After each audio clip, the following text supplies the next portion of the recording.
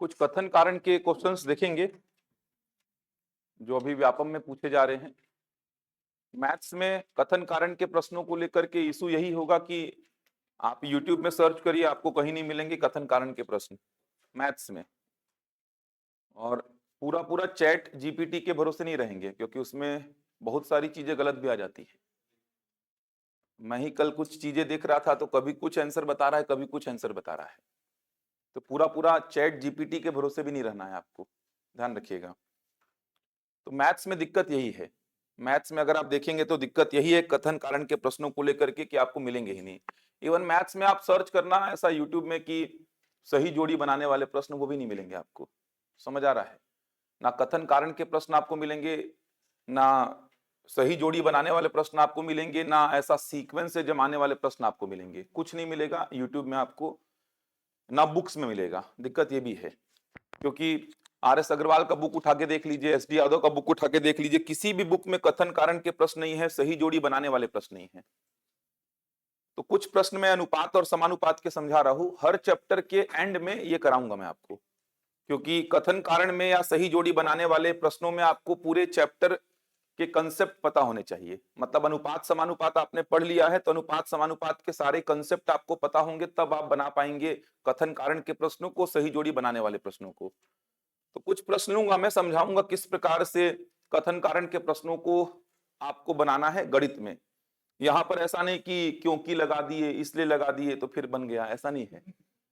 Generally ऐसा बोलते हैं ना कि कथन को पढ़ो उसके बाद क्योंकि लगा के देखो सेट हो रहा है कि नहीं हो रहा है। तो गणित में ऐसा क्योंकि लगाने पे कुछ सेट होगा नहीं यार, इसीलिए लगाने पर सेट होगा नहीं। ये कुछ क्योंकि इसीलिए ये सब चीजें जीएस में काम आ सकती हैं, थ्योरी वाले सेक्शन में काम आ सकती है। बहुत लोग पढ़ाते हैं ऐसा कि क्योंकि लगा के देखना वहां पर कथन के जस्ट बाद। समझ आ रहा है? तो वो सब यहाँ पर तो काम नहीं आएगा, गणित में ऐसा कुछ होगा ही नहीं। तो देखते हैं किस प्रकार से करना है प्रश्नों को, समझते हैं। थोड़ा कंफ्यूजिंग तो है गणित में, गणित में कंफ्यूजिंग है कथन कारण के प्रश्नों को बनाना।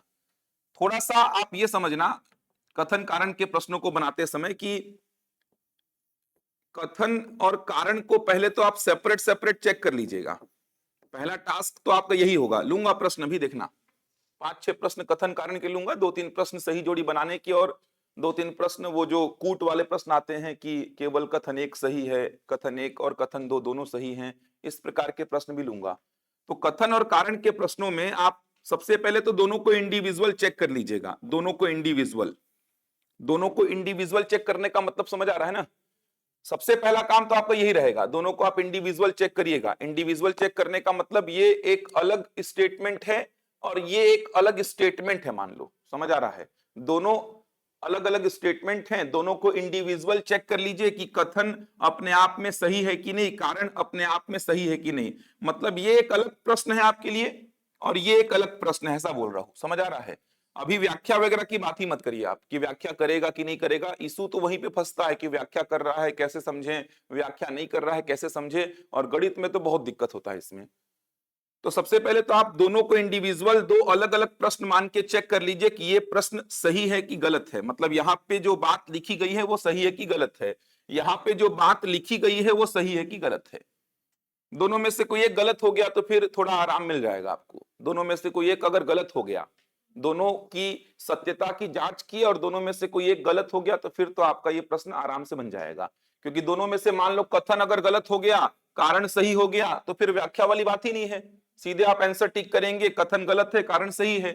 मान लो कथन सही हो गया, कारण गलत हो गया, तो भी कोई इशू नहीं होगा। कथन सही है और कारण गलत है। इशू कब आएगा? जब दोनों क्या हो जाएंगे? सही। इशू तब आएगा, दिक्कत तब आएगी जब दोनों सही हो जाएंगे। और अधिकतर प्रश्नों में दोनों सही हो भी जाते हैं। समझ आ रहा है? कथन कारण के प्रश्नों में समस्या तब आएगी जब दोनों सही हो जाएंगे। कथन भी अपने आप में सही है और कारण भी अपने आप में सही है, दोनों सही है।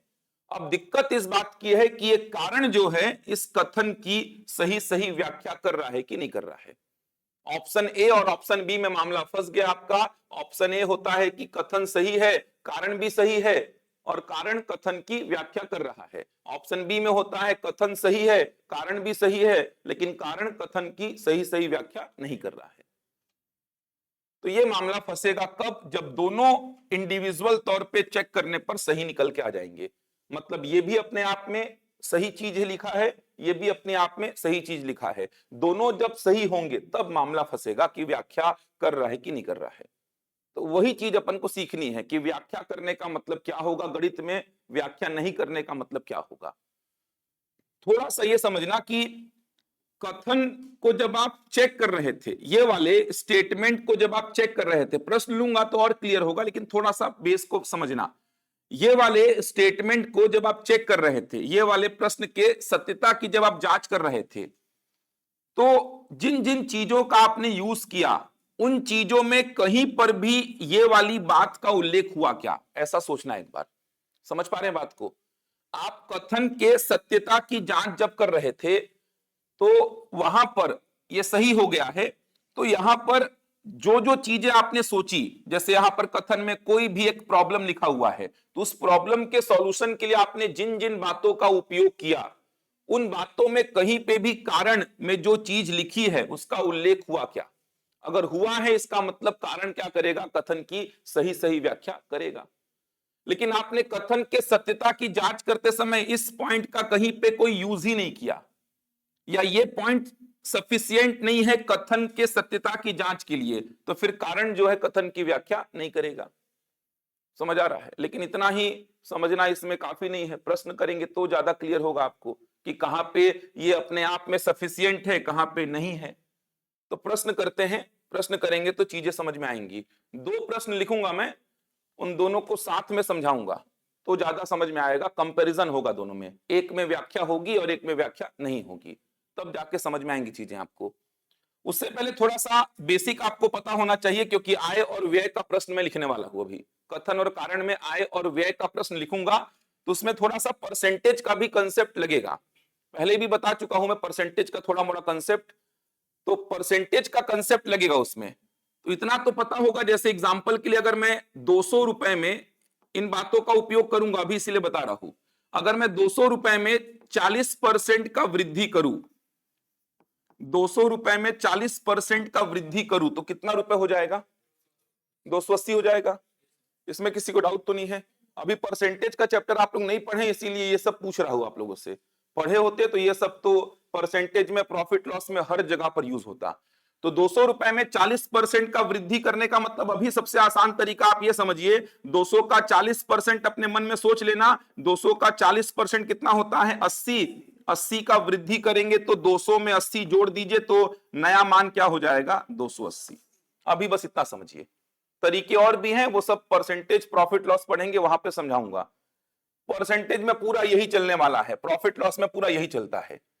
जैसे मान लो एक और प्रश्न लिया मैं कि 300 में 20% का कमी करूंगा, 300 रुपए में 20% का कमी करूंगा तो नया मान बता पाएंगे? कितना हो जाएगा? बना लेंगे ना?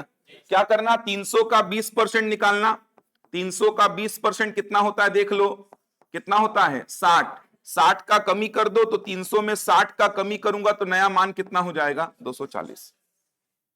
क्लियर हो पा रहा है? अभी इतना समझो बस, बाकी अनुपात समानुपात खत्म करेंगे, मिश्रण खत्म करेंगे, उसके बाद अपन प्रतिशत लाभ हानि में ही आएंगे।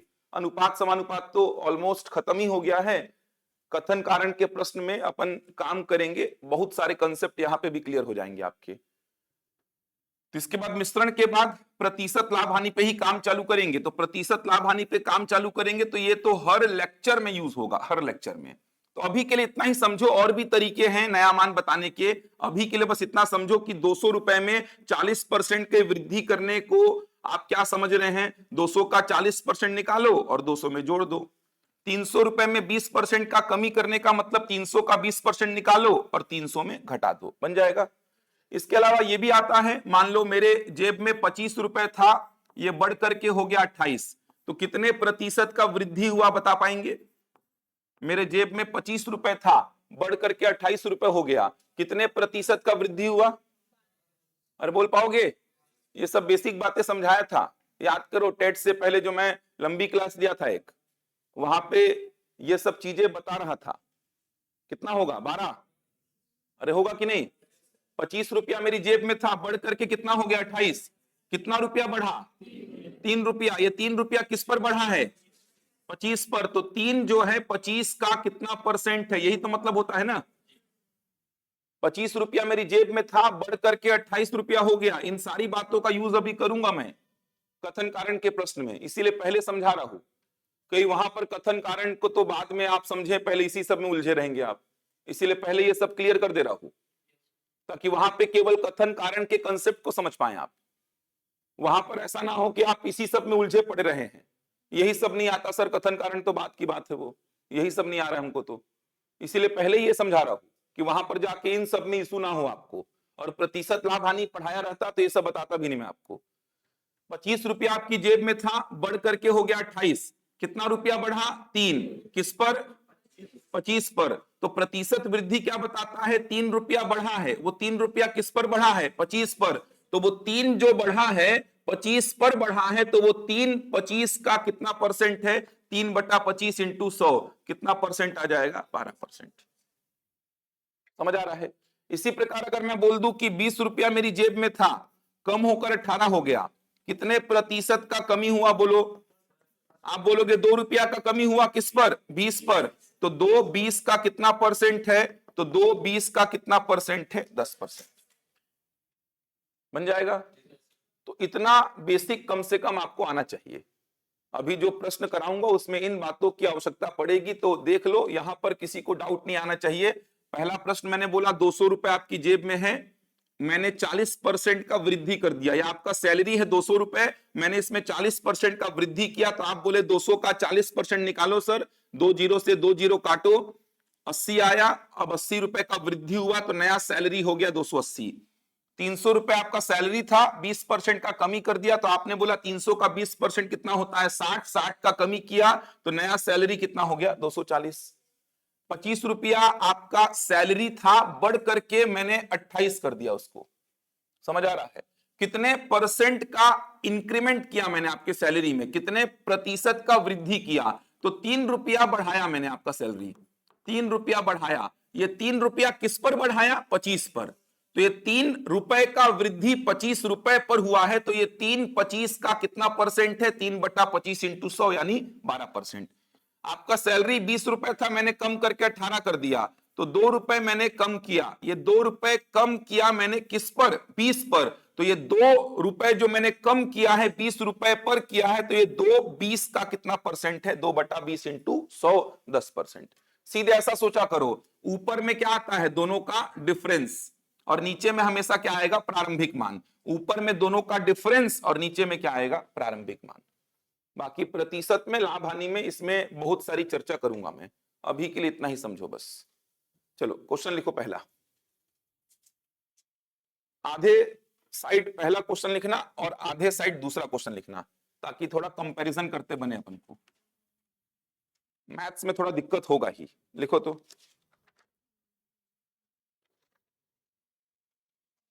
लिखिए, कथन लिखिए, कथन।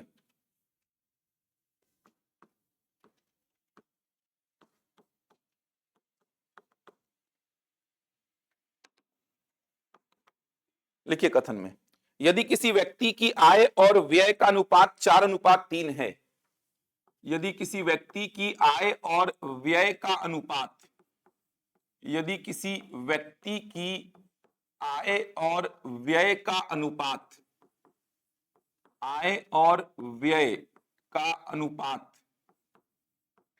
आय और व्यय का अनुपात 4:3 है, 4:3 है,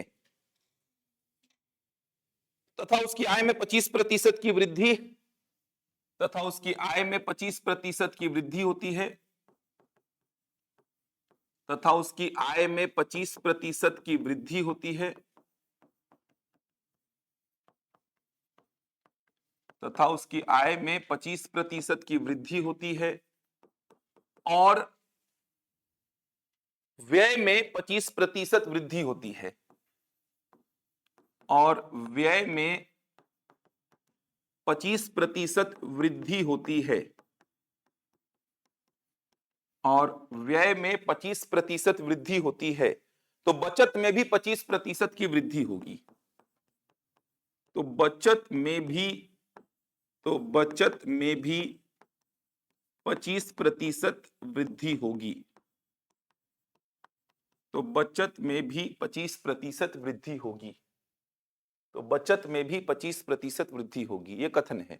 कारण लिखिए, कारण लिखिए, लिखिए। यदि आय और व्यय दोनों में समान प्रतिशत वृद्धि हो, यदि आय और व्यय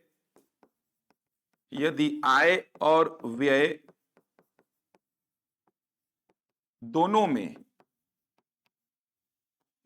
में समान प्रतिशत की वृद्धि हो, समान प्रतिशत की वृद्धि हो, तो उनका अंतर भी उसी प्रतिशत से बढ़ता है। तो उनका अंतर भी उसी प्रतिशत से बढ़ता है, उसी प्रतिशत से बढ़ता है।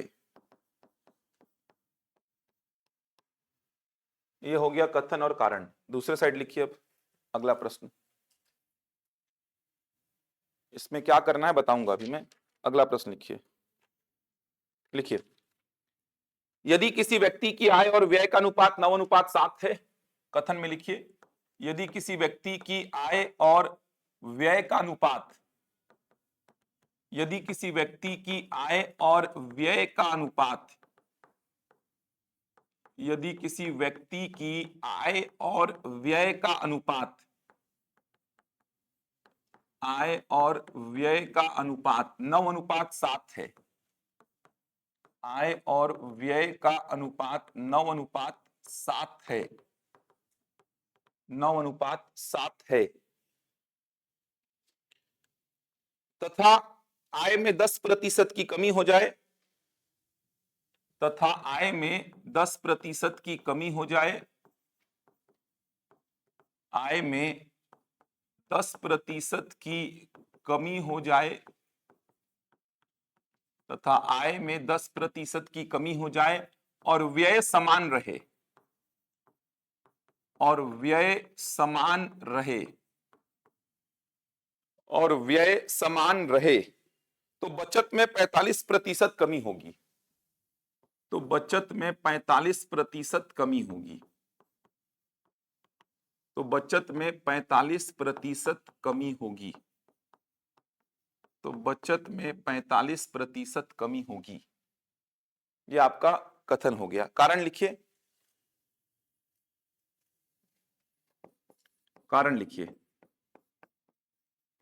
लिखिए। आय में कमी का सीधा प्रभाव, आय में कमी का सीधा प्रभाव, आय में कमी का सीधा प्रभाव बचत पर पड़ता है, बचत पर पड़ता है। आय में कमी का सीधा प्रभाव बचत पर पड़ता है, जबकि व्यय स्थिर रहे तो बचत अधिक प्रभावित होती है। जबकि व्यय स्थिर रहे मतलब कांस्टेंट, जबकि व्यय स्थिर रहे, जबकि व्यय स्थिर रहे, जबकि व्यय स्थिर रहे तो बचत अधिक प्रभावित होती है। तो बचत अधिक प्रभावित होती है, बचत अधिक प्रभावित होती है।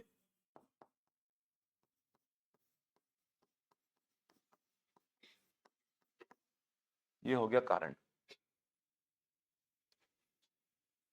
ऑप्शंस वैसे ही रहेंगे जैसे रहते हैं ऑप्शंस। ऑप्शंस में तो कुछ दिक्कत होगा नहीं आपको।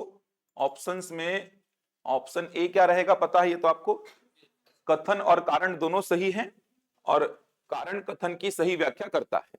ऑप्शन बी में रहेगा कथन और कारण दोनों सही हैं परंतु कारण कथन की सही सही व्याख्या नहीं करता है। ऑप्शन सी में रहेगा कथन सही है परंतु कारण गलत है। ऑप्शन डी में रहेगा कारण सही है परंतु कथन गलत है। ऑप्शंस में तो कुछ बदलाव होगा नहीं। चलो ध्यान से देखो। अब इंडिविजुअल बोलूंगा आपको तो दोनों को तो चेक कर ही लेंगे आप। चलो इंडिविजुअल चेक करके बताओ मेरे को ये कथन सही है कि नहीं है।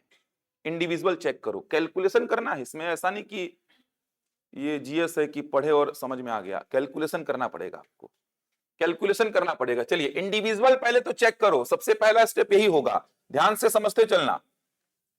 चलो पहले वाले प्रश्न में चर्चा कर रहे हैं अपन, इंडिविजुअल चेक करेंगे पहले। पहला स्टेप क्या होगा अपना, ध्यान से करना इस बात को। पहला स्टेप क्या होगा, तो पहला स्टेप ये होगा अपना कि इंडिविजुअल अपन दोनों को चेक कर लेंगे। ये मेरा एक अलग प्रश्न है, ये मेरा एक अलग प्रश्न है। पहले तो दोनों अलग अलग प्रश्नों के सत्यता की जांच करिए। चलिए पहले वाले प्रश्न को उठाते हैं।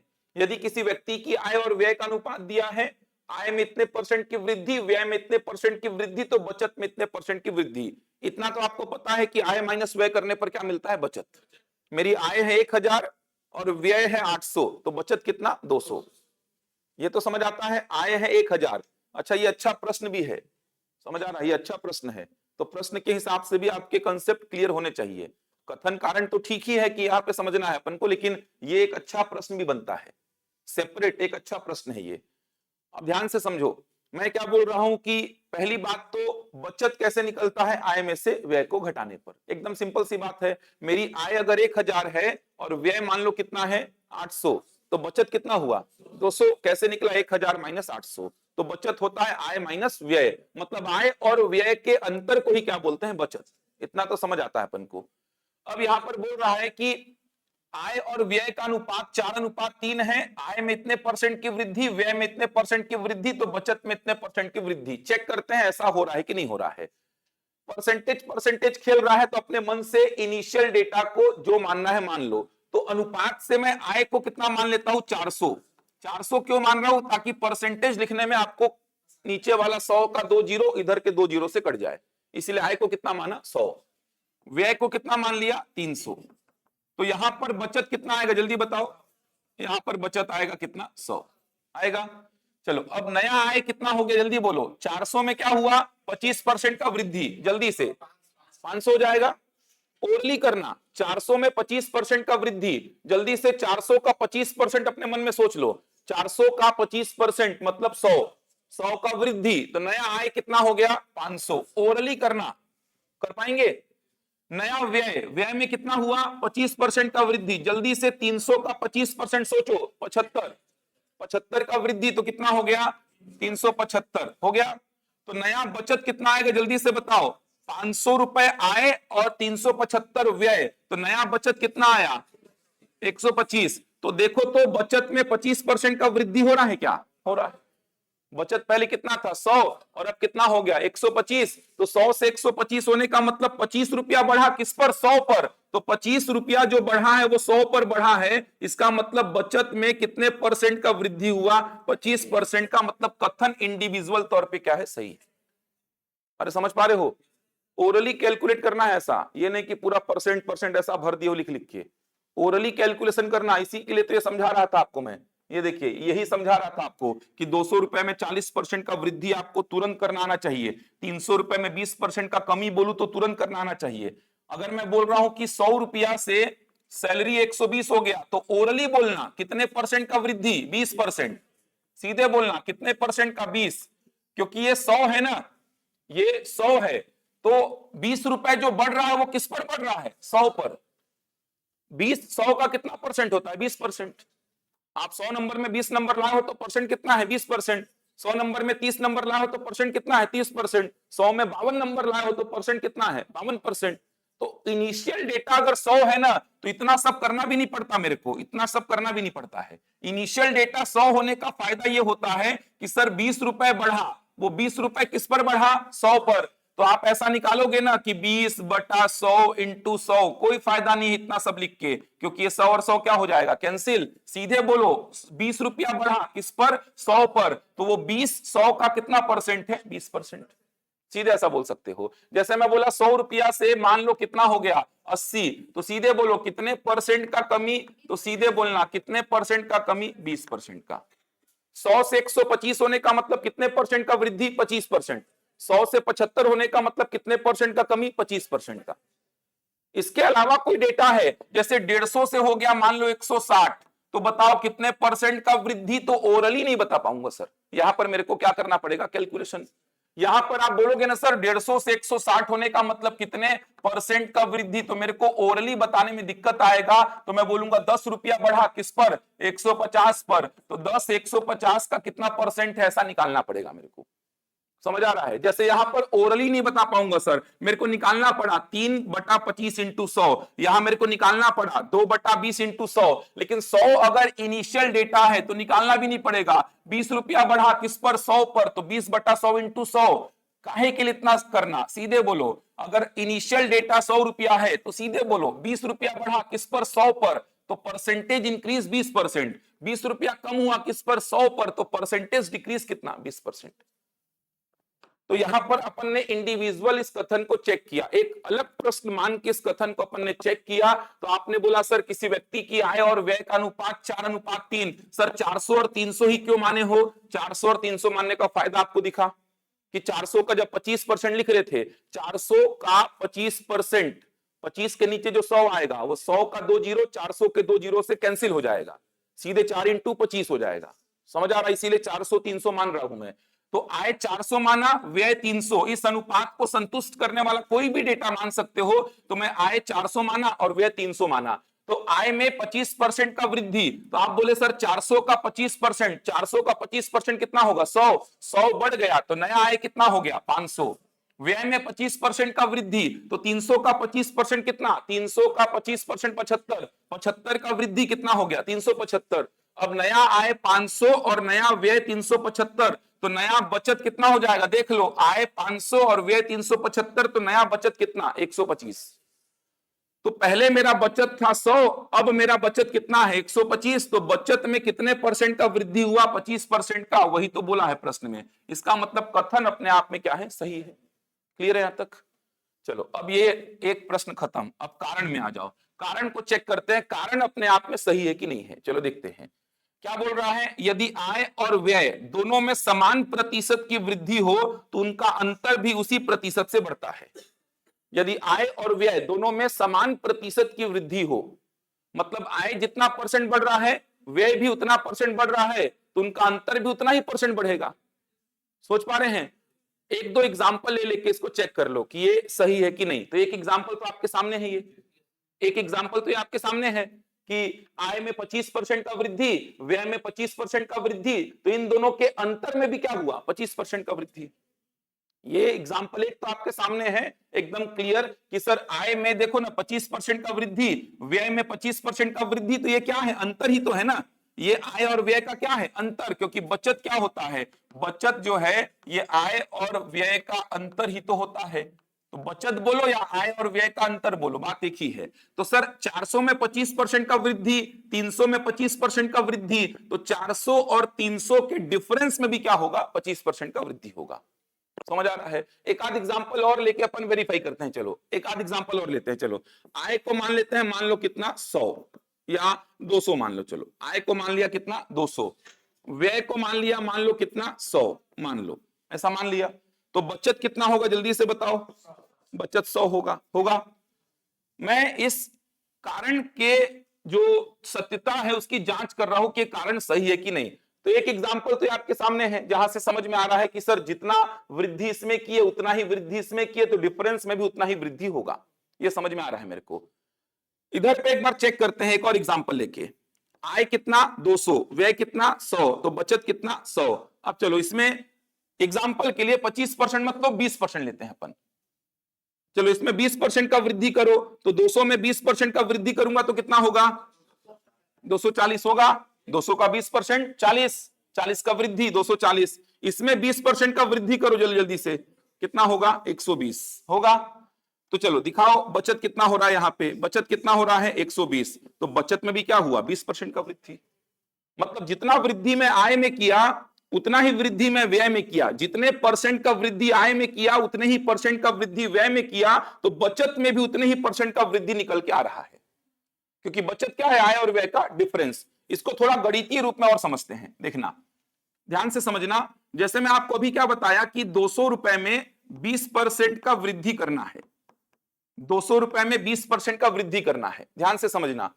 अब 200 रुपए में 20% का वृद्धि करने का तरीका मैं आपको क्या बताया कि 200 का 20% निकालो, इस प्रकार से कितना आया 40, और इस 40 को 200 में क्या करो ऐड कर दो, कितना आ गया 240 आया। ऐसा एक और तरीका देख ही लो, थोड़ा कंसेप्ट और क्लियर होगा। एक और तरीका क्या है, एक तरीका तो ये जो आपको बताया कि 200 का 20% निकालो और 200 में उसको जोड़ दो, नया मान कितना आ गया 240। एक और तरीका समझो, एक और तरीका क्या होता है, ये 200 अपने आप में क्या है 100%। कोई भी डेटा अपने आप में 100% होता है, तो इस 200 को मैं क्या बोल सकता हूं 200 का 100%। ये 200 अपने आप में 100% है, तो इस 200 को मैं बोल सकता हूं 200 का 100%। अब 20% का वृद्धि हुआ तो सीधे सीधे क्या लिख दूंगा 200 का 120%। इसको कैलकुलेट करके देखो, 200 का 120%, ये देखो 200 का 120% भी कितना आएगा 240। ये दो तरीके होते हैं, यहां पर दोनों को जान लो, थोड़ा कंसेप्ट और क्लियर हो जाएगा आपका। 200 में 20% का अगर मैं वृद्धि कर रहा हूं तो पहला तरीका 200 का 20% निकालो और 200 में जोड़ दो। दूसरा तरीका सीधे सीधे नया मान बताओ, सर ये 200 अपने आप में क्या है 100%, 20% का वृद्धि किया तो 200 का कितना हो गया 120%, यानी कितना 240। 30% वृद्धि करता तो 200 का कितना हो जाता 130%। 40% वृद्धि करता तो 200 का 140%। अच्छा 10% कमी करता तो 200 का 90%। 20% कमी करता तो 200 का 80%। कोई भी डेटा अपने आप में 100% है, उसमें से 10% कम कर दो तो 90% बचा, 10% बढ़ा दो तो 110% हो गया। तो ये दूसरा तरीका है आपके पास। अब चलो इसको समझते हैं और दूसरे तरीके से, ये वाला जो आपका कारण है ना, इसको चेक करते हैं। वैसे तो अपन ने देखा कि जितना वृद्धि आय में किया परसेंट में, उतना ही वृद्धि व्यय में हुआ, तो दोनों के अंतर यानी बचत में ही उतने परसेंट का वृद्धि दिखा रहा है। यहाँ 25% का वृद्धि, यहां भी 25% का वृद्धि, तो दोनों के डिफरेंस में भी क्या आ रहा है 25% का वृद्धि। यहाँ 20% का वृद्धि, यहाँ 20% का वृद्धि, तो दोनों के डिफरेंस में भी क्या आ रहा है 20% का वृद्धि। इसको और समझना है दूसरे तरीके से तो ऐसा समझो, देखना आय पहले कितना था 400, व्यय कितना था 300, बचत कितना था 100। अब इसमें आपने क्या किया 25% का वृद्धि किया तो 500 हो गया, इसमें 25% का वृद्धि 375, तो यहां से आपने देखा कि यहां पर भी क्या हो रहा है 25% का वृद्धि हो रहा है, 25% का वृद्धि हो रहा है। अब इसको थोड़ा और अलग तरीके से समझते हैं, ध्यान से देखिएगा। जैसे मान लो आय को मैं लिख रहा हूं इनकम, इनकम लिखा आय को मैं, और व्यय को लिखा मैं एक्सपेंडिचर, और सेविंग्स क्या हो जाएगा इनकम माइनस क्या एक्सपेंडिचर। समझ आ रहा है, इनकम माइनस एक्सपेंडिचर हो जाएगा ये इनकम, ये एक्सपेंडिचर, और ये हो गया सेविंग्स, इनकम माइनस एक्सपेंडिचर। अब इसमें 25% का वृद्धि करते हैं तो आय का कितना हो गया 125% हो जाएगा। इसमें 25% का वृद्धि किया तो डायरेक्ट लिखा आय का 125% होगा ना यार। इसमें 25% का वृद्धि किया तो ई का कितना हो गया 125% होगा। अब खुद से निकालते हैं बचत क्या आएगा, खुद से निकालते हैं बचत क्या आएगा। तो बचत क्या आएगा जल्दी बताओ, आई का 125% में से ई का 125% क्या करूंगा माइनस करूंगा ना यार। नया आय नया व्यय, आय में से व्यय को घटाया। अब 125/100 कॉमन आएगा, क्या ब्रैकेट में क्या बचेगा। इसका मतलब क्या हुआ कि आप इनकम में 25% का वृद्धि किए, एक्सपेंडिचर में 25% का वृद्धि किए, तो ऑब्वियस सी बात है उनके अंतर में अपने आप क्या हो जाएगा 25% का वृद्धि। ये हमेशा बैठेगा ट्रू, क्योंकि दोनों में 25% का वृद्धि हुआ तो ऑब्वियस सी बात है उनके अंतर में भी क्या होगा 25% का वृद्धि ही होगा। समझ पा रहे हो। ये देखो ना, पहले बचत कितना था इतना, अब इसका कितना हो गया 125%। पहले बचत था इतना, अब इसका 125% हो गया। इसका मतलब आप अगर इनकम में 25% का वृद्धि किए, एक्सपेंडिचर में 25% का वृद्धि किए, तो उनके योग में भी 25% का वृद्धि, उनके अंतर में भी क्या होगा 25% का वृद्धि हमेशा होगा। आप अगर इनकम में 20% का वृद्धि करोगे, एक्सपेंडिचर में 20% का वृद्धि करोगे, तो उनके योग और अंतर में भी क्या होगा 20% का वृद्धि हो जाएगा। क्लियर हो पा रहा है। तो ऐसे भी चेक कर सकते थे। इसका मतलब कारण भी अपने आप में क्या है सही है, कारण भी अपने आप में क्या है सही है। समझ आ रहा है। इसका मतलब ऑप्शन सी और डी तो खत्म हो गया, ना तो सी होगा ना तो डी होगा। अब ये दिक्कत है कि ए को टिक करूं कि बी को टिक करूं, उस पर बात करेंगे। ये बताओ दोनों को इंडिविजुअल चेक किए, दोनों सही है, ये समझ आया कि नहीं आया। ये चेक कर लोगे सही है, ये भी चेक किए सही है। इसको चेक करने के लिए या तो आप यहां से भी देख सकते थे, लेकिन एक ही एग्जांपल से अगर आपको लग रहा है कि सर वेरीफाई होने में क्या पता समस्या होगी, यहां पर इत्तेफाक से ऐसा आ गया होगा, हर जगह पे नहीं आएगा, तो एक आध एग्जांपल और लेके चेक कर लिए, या फिर आप एक स्टैंडर्ड सेट किए कि भाई हर जगह पे होना है, क्यों होना है, तो वो आपको समझ में आ गया कि पहले ये था आय, ये नया आय, पहले ये था व्यय, ये नया व्यय, अब बचत क्या हो जाएगा, ये, तो नया बचत क्या हो जाएगा, ये। तो देख सकते हैं कि आय में 25% का वृद्धि, व्यय में 25% का वृद्धि, तो बचत में भी अपने आप 25% का वृद्धि मेरे को नजर आ रहा है। इसका मतलब ये तय है कि कारण भी क्या है, अपने आप में सही है। अब यहां पर यह है कि कारण कथन की सही सही व्याख्या कर रहा है कि नहीं, क्या लगता है आप लोग को, कर रहा है कि नहीं कर रहा है, समझ आ रहा है। अब देखो, अगर मेरे को ये यूनिवर्सल फैक्ट पता है, समझ आ रहा है, ये यूनिवर्सल फैक्ट मेरे को पता है, ये फैक्ट है जो कि अपने आप में क्या है, ट्रू है। अब जैसे आप भी गणित पढ़ते हैं तो कहीं कहीं पे मैं रिजल्ट लिखवा देता हूं कि ऐसा हमेशा होगा, तो प्रश्न को सॉल्व करने की आवश्यकता नहीं है, हमेशा ऐसा होगा। जैसे मैं मान लो आपको कोई प्रश्न करा रहा हूं कि आय और व्यय का अनुपात ये था, आय में 25% का वृद्धि हुआ, व्यय में 25% का वृद्धि हुआ, तो बचत में कितने परसेंट का वृद्धि होगा निकालो। आप निकाले कितना परसेंट, 25। फिर मैंने आपको एक यूनिवर्सल फैक्ट बता दिया कि ये देखो ऐसा हमेशा होगा, आय में जितना वृद्धि करोगे व्यय में उतना ही वृद्धि करोगे, तो दोनों के अंतर में भी उतना ही वृद्धि होगा, दोनों के योग में भी उतना ही वृद्धि होगा। तो यहां पर आप जान पा रहे हैं कि इस कथन के सत्यता की जांच करते समय इस कारण का भरपूर उपयोग आपने किया है। इसका मतलब यहां पर यह कारण कथन की सही सही व्याख्या कर रहा है, क्योंकि ये यूनिवर्सल फैक्ट है जो कि हमेशा क्या होगा, ट्रू होगा। और इस फैक्ट के बेसिस पे आपने तुरंत इस कथन को बोला कि कथन क्या है, सही है। आपको अगर ये फैक्ट पता होता, ये रिजल्ट आपको पता होता, समझ आ रहा है, इस रिजल्ट के बेसिस पे आप सीधे क्या बोलते, कथन सही है, आपको इतने कैलकुलेशन की आवश्यकता नहीं पड़ती। आपको पता होता कि सर अगर किसी डेटा में 25% का वृद्धि किए, दूसरे डेटा में 25% का वृद्धि किए, तो दोनों के योग में भी 25% का वृद्धि ही होगा। अगर इसमें 25% का कमी किए, इसमें 25% का कमी किए, तो दोनों के योग बोलो या दोनों के अंतर बोलो, उसमें 25% का कमी ही शो करेगा। एकदम सिंपल सी बात है। आप सोचो ना, जैसे मान लो ए था पहले, इसमें मैं 25% का कमी कर दिया, तो ए का कितना हो गया, 75%।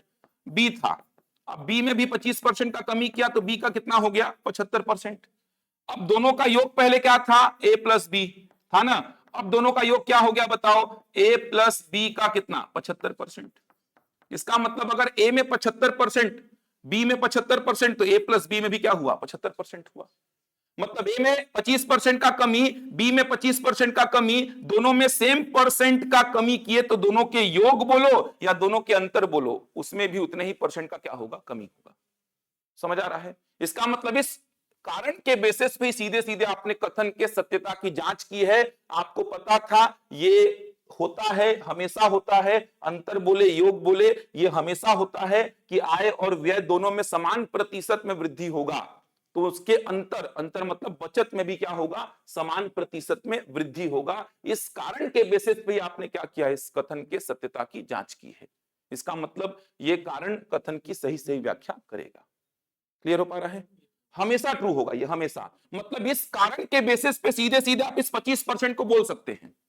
समझ आ रहा है, इस कारण के बेसिस पे सीधे सीधे 25% का डेटा आप बता देते हैं। जैसे मैं आपसे प्रश्न पूछता कि यदि किसी व्यक्ति की आय और व्यय का अनुपात 4:3 है, तथा उसकी आय में 25% का वृद्धि और व्यय में 25% का वृद्धि, तो बताओ बचत में कितने परसेंट का वृद्धि। तो आप बोलते सर इस कारण के बेसिस पे उत्तर क्या होगा, 25%।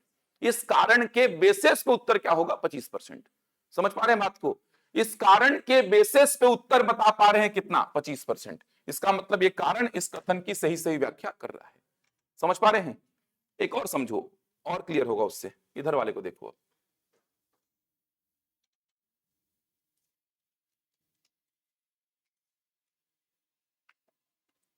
इधर वाले को देखना, आप ये वाले पे बात करते हैं।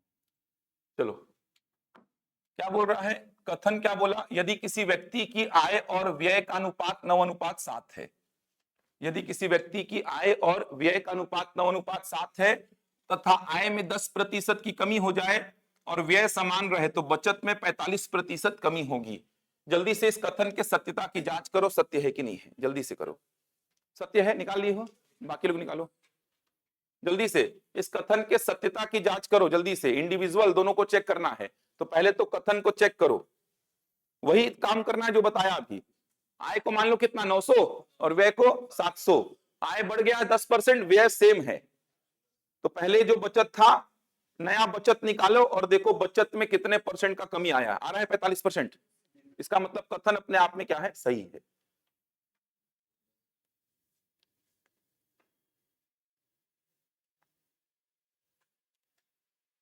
आ रहा है 45% कमी।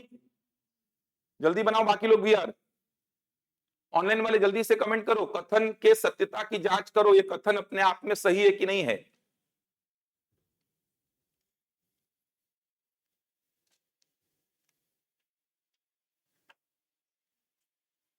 जल्दी चेक करिए भाई, इतना समय लगाते हो यार। 900 700 मानो ना यार, आय को मानो 900 और व्यय को मानो 700। व्यय सेम है 700, आय कितना हो गया 10% कमी, मतलब कितना 810।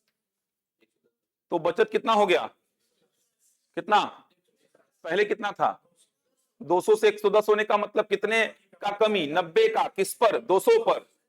तो परसेंटेज कमी कितना आ रहा है 45, ये निकाले। इसका मतलब कथन अपने आप में क्या है, सत्य है। निकाले 45 सर, कथन सही है, आ रहा है ठीक। देखो चलो, ये तो इंडिविजुअल एक प्रश्न है, दिक्कत यह है कि दो दो प्रश्न सॉल्व करने हैं आपको एक ही प्रश्न में, समझ आ रहा है। चलो इंडिविजुअल चेक करते हैं कथन को। आय को मान लो कितना 900, आय को मान लो 900, व्यय को मान लो 700।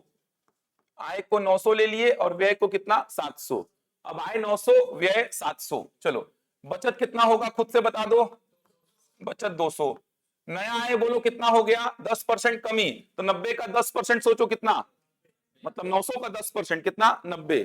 900 का 10%, नीचे वाला 2 जीरो, 900 के 2 जीरो से कैंसिल, कितना आ जाएगा 810 आएगा। 900 में 10% कमी, तो 900 का 10% निकालो 90 आएगा। 90 का कमी हो गया, कितना हो गया 810। व्यय समान, मतलब कितना 700। तो फिर यहां से बचत बता दो, पहले बचत था 200 और अब बचत कितना हो गया 110। तो बचत में कमी का परसेंट निकालो, यहां पे निकालना पड़ेगा, ओरली नहीं बता पाऊंगा। कितने का कमी हुआ 90 का, किस पे 200 पे। तो 90 200 का कितना परसेंट है निकाल लो, कितना परसेंट 45। तो बचत में कमी का परसेंट कितना है 45। ये कथन क्या है, सत्य है। इसमें कोई डाउट है तो बताओ मेरे को, बन जाएगा। 400 300 क्यों लिया, 900 700 क्यों लिया, समझ आ रहा है ना।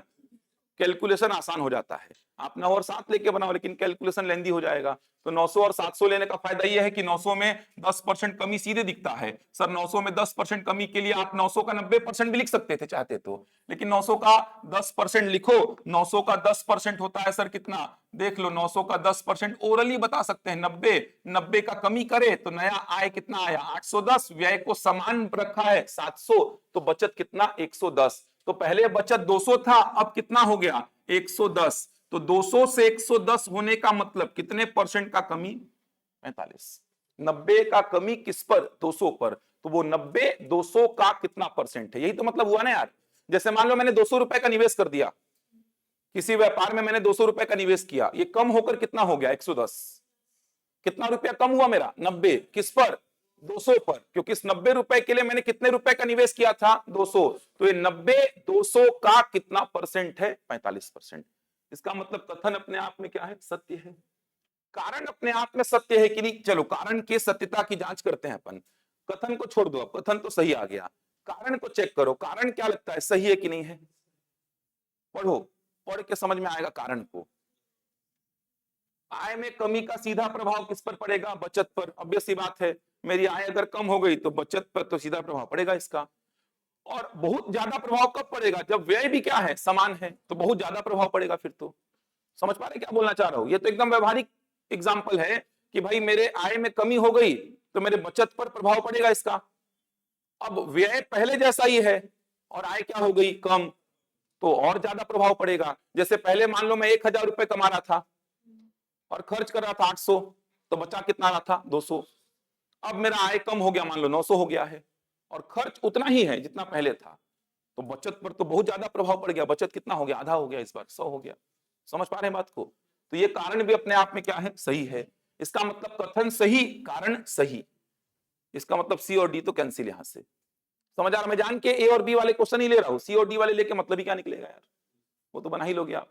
मान लो यहाँ पे उत्तर आता 35%, आप बोलते कथन गलत, क्या ही मतलब होता उस प्रश्न को बना के? सी और डी वाले प्रश्नों को ज्यादा बता के मतलब ही क्या है? मान लो यहाँ पर 35% लिख देता मैं, आप बोलते सर ये तो 45 आ रहा है, मतलब कथन क्या है, गलत है।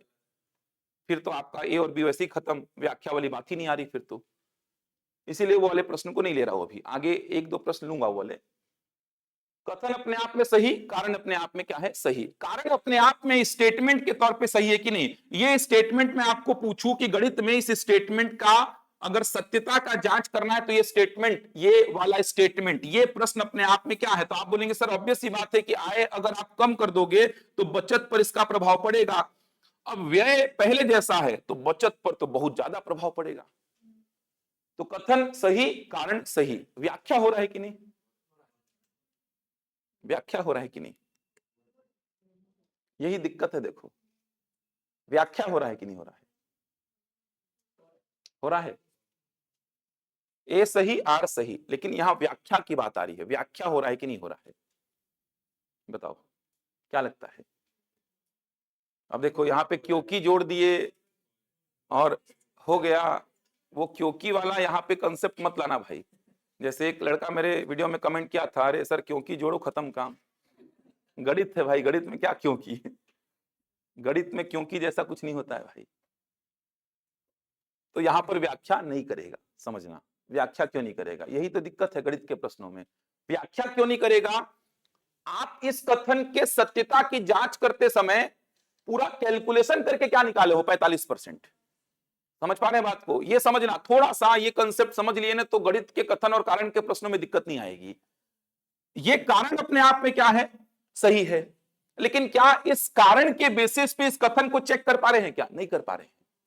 ये तो एक फैक्ट है, चलिए कि होता है ऐसा, व्यवहारिक है, एक कंसेप्ट है कि ऐसा होगा कि आय कम हो गई तो बचत पर प्रभाव पड़ेगा और व्यय पहले जैसा है तो बचत पर और ज्यादा प्रभाव पड़ेगा। लेकिन क्या केवल इसके बेसिस पे आप इस 45% के डेटा को चेक कर पाएंगे क्या? नहीं कर पाएंगे। अरे समझ पा रहे हैं? इस कथन के सत्यता की जांच में इस कारण का कोई उल्लेख किए क्या? अपन नहीं किए।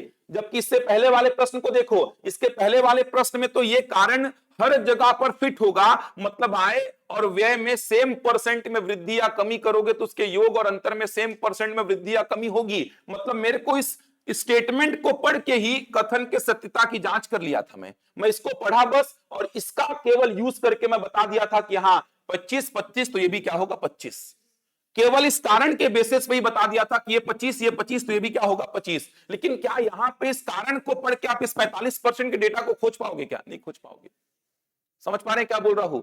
न्यूमेरिकल वैल्यू आपको बताना है कथन में। कथन में क्या बताना है आपको? न्यूमेरिकल वैल्यू, कि वो बचत में 45% की कमी हो रही है कि नहीं हो रही है।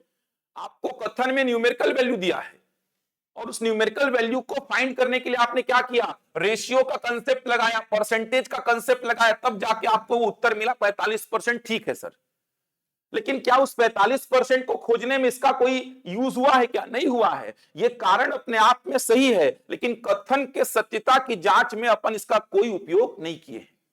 समझ पा रहे हैं? जबकि यहां पर उपयोग होगा। क्यों होगा? क्योंकि अपन को पता है कि अगर ऐसा होता है तो परसेंट गारंटीड कितना आएगा? 25। इसको पढ़कर क्या बता पाओगे क्या? चलो मैं इसको हटा दिया, इसको हटा दिया, यहां क्वेश्चन मार्क कर दिया। मैं समझना बात को, यही कंसेप्ट है कथन कारण में। यहां क्वेश्चन मार्क कर दिया, कितने परसेंट की कमी। चलो यहां पे भी मैं क्या किया, इसको हटा दिया, कितने परसेंट का वृद्धि। समझना बात को, कितने परसेंट का वृद्धि, समझना। ये प्रश्न पूछ लिया, इसके बेसिस पे आप बता पा रहे हो क्या कितने परसेंट का वृद्धि? बता पा रहा हूं। क्यों? क्योंकि आय और व्यय में समान प्रतिशत की वृद्धि होगी तो उसका अंतर भी उसी प्रतिशत में बढ़ेगा। मतलब यहां पर उत्तर क्या होगा? आप बोलेंगे सर यहां पर उत्तर क्या होगा? ये 25, ये 25 तो ये भी कितना होगा? 25 होगा। मतलब इस कारण के बेसिस पे इस कथन के उत्तर को अपन फाइंड कर लिए हैं। लेकिन यहां पर चलो ये प्रश्न लिखा मैं आपके सामने, इसके बेसिस पे बताओ कितना परसेंट? नहीं बता पाऊंगा। इसके बेसिस पे क्या आप इस उत्तर को बता पा रहे हैं क्या? नहीं बता पा रहे हैं। इस उत्तर के लिए आपको क्या करना पड़ रहा है? इस उत्तर के लिए आपको पूरा कैलकुलेशन करना पड़ रहा है। कैलकुलेशन करके आप बताएं यहां पर क्या हो रहा है, 45% आ रहा है। इसका मतलब कारण अपने आप में सही जानकारी है, लेकिन ये कथन की व्याख्या नहीं कर रहा है। समझ पा रहे हैं क्या डिफरेंस है दोनों प्रश्न में? इसीलिए दोनों प्रश्न लिया हूं। समझ पा रहे हैं? ये वाला जो कथन है ये स्पेसिफिक एक न्यूमेरिकल प्रॉब्लम है और ये कारण एक जनरल रूल बता रहा है, एक जनरल बातचीत कर रहा है। जबकि यहां पर तो ये पूरा पूरा कंसेप्ट ही है, ये पूरा पूरा न्यूमेरिकल प्रॉब्लम का रिजल्ट है। ये जो है ये पूरा पूरा न्यूमेरिकल प्रॉब्लम का रिजल्ट है कि आय जितना परसेंट बढ़ा व्यय उतना ही परसेंट बढ़ा, तो दोनों का डिफरेंस भी उतना ही परसेंट बढ़ेगा, दोनों का एडिशन भी उतना ही परसेंट बढ़ेगा। आय जितना परसेंट कम हुआ व्यय उतना ही परसेंट कम हुआ, तो दोनों का डिफरेंस भी उतना ही परसेंट कम होगा, दोनों का योग भी उतना ही परसेंट कम होगा। तो ये तो एक पूरा पूरा रिजल्ट है जो कि न्यूमेरिकल प्रॉब्लम को सॉल्व करके आया है। तो मैं यहां पर आपको बोला था कि इसको मैं अगर हटा दिया और आपको इस कारण के बेसिस पे उत्तर देना है तो आप दे पाएंगे 25%। मैं आपको यही तो बोल रहा हूं कि आप इसको हटा करके इस कारण के बेसिस पे उत्तर खोजिए। मैं बस प्रश्न आपको यह बोला कि व्यक्ति की आय और व्यय का अनुपात 4:3 है, आय में इतना परसेंट वृद्धि, व्यय में इतना परसेंट वृद्धि, तो बचत में कितना परसेंट वृद्धि, तो आप इसके बेसिस पे बता पाओगे कितना परसेंट वृद्धि, 25% का वृद्धि। लेकिन आप यहां पर इस कारण के बेसिस पे इस प्रश्न का उत्तर नहीं बता पाओगे। एक जनरल सा रूल लिखा है लेकिन कथन के सत्यता की जांच में इसका कोई यूज नहीं हो रहा है। तो यहां से एक रूल ये समझिए कि अगर कथन कोई न्यूमेरिकल प्रॉब्लम है, कोई न्यूमेरिकल प्रॉब्लम है और कारण जो है ये केवल एक जनरल सा रूल बता रहा है, एक जनरल सा समझ आ रहा है, जानकारी दे रहा है, तो यहां पर हमेशा कथन और कारण सही बैठेंगे लेकिन कारण कथन की व्याख्या नहीं करेगा। समझ आ रहा है? एक जनरल जानकारी दे रहा है बस, ये जो कि सब जानते हैं। आप घर वालों से पूछोगे कि आय कम होगा तो बचत पर प्रभाव पड़ेगा और व्यय पहले जैसा है तो और ज्यादा प्रभाव पड़ेगा। ये तो एकदम जनरल जानकारी है। लेकिन इस जनरल जानकारी के बेसिस पे इस कथन के सत्यता की जांच हुई क्या? नहीं। इसके सत्यता की जांच करने के लिए मेरे को पूरा कैलकुलेशन करना पड़ा, अनुपात लगाना पड़ा, परसेंटेज लगाना पड़ा, तब जाके इस कथन के सत्यता की जांच हुई है। जबकि इधर वाले पे इस कथन के सत्यता की जांच करने के लिए मेरे को कोई कैलकुलेशन नहीं करना पड़ता। मैं सीधे बोलता कि जितना परसेंट वृद्धि आय में उतना परसेंट वृद्धि व्यय में, तो बचत में भी क्या होगा? उतना ही परसेंट वृद्धि होगा। समझ पा रहे हैं बात को? समझ आ रहा है? प्रैक्टिस से और पूरा ये प्रैक्टिस लगेगा इसमें। गणित में इसलिए टफ है कथन कारण।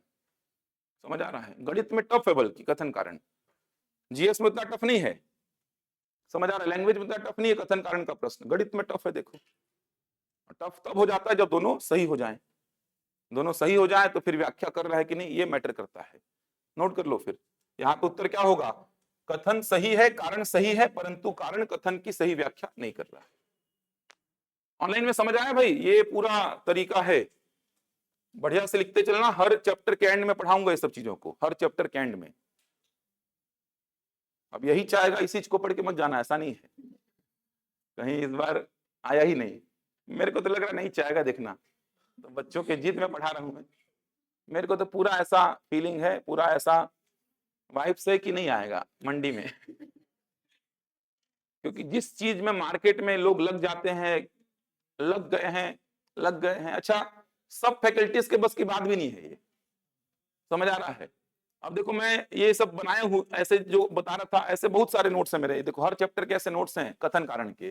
कभी मैं ऐसा बुक लेके नहीं आता था पढ़ाने, लेकिन अब आना पड़ रहा है, अब नोट्स लेके आना पड़ रहा है मेरे को। कभी मैं ऐसा नोट्स लेके आता नहीं था पढ़ाने क्लास में, लेकिन अब नोट्स लेके आना पड़ रहा है। हर चैप्टर के एंड में ऐसा लाना पड़ेगा मेरे को। ये लगभग आधे चैप्टर का प्रिपेयर हो गया है, आधे चैप्टर का बचा है। नहीं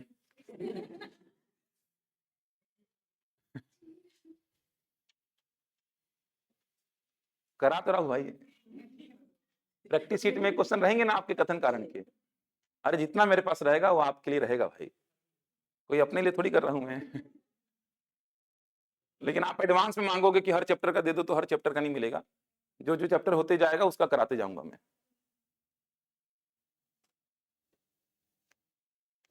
समझ आया?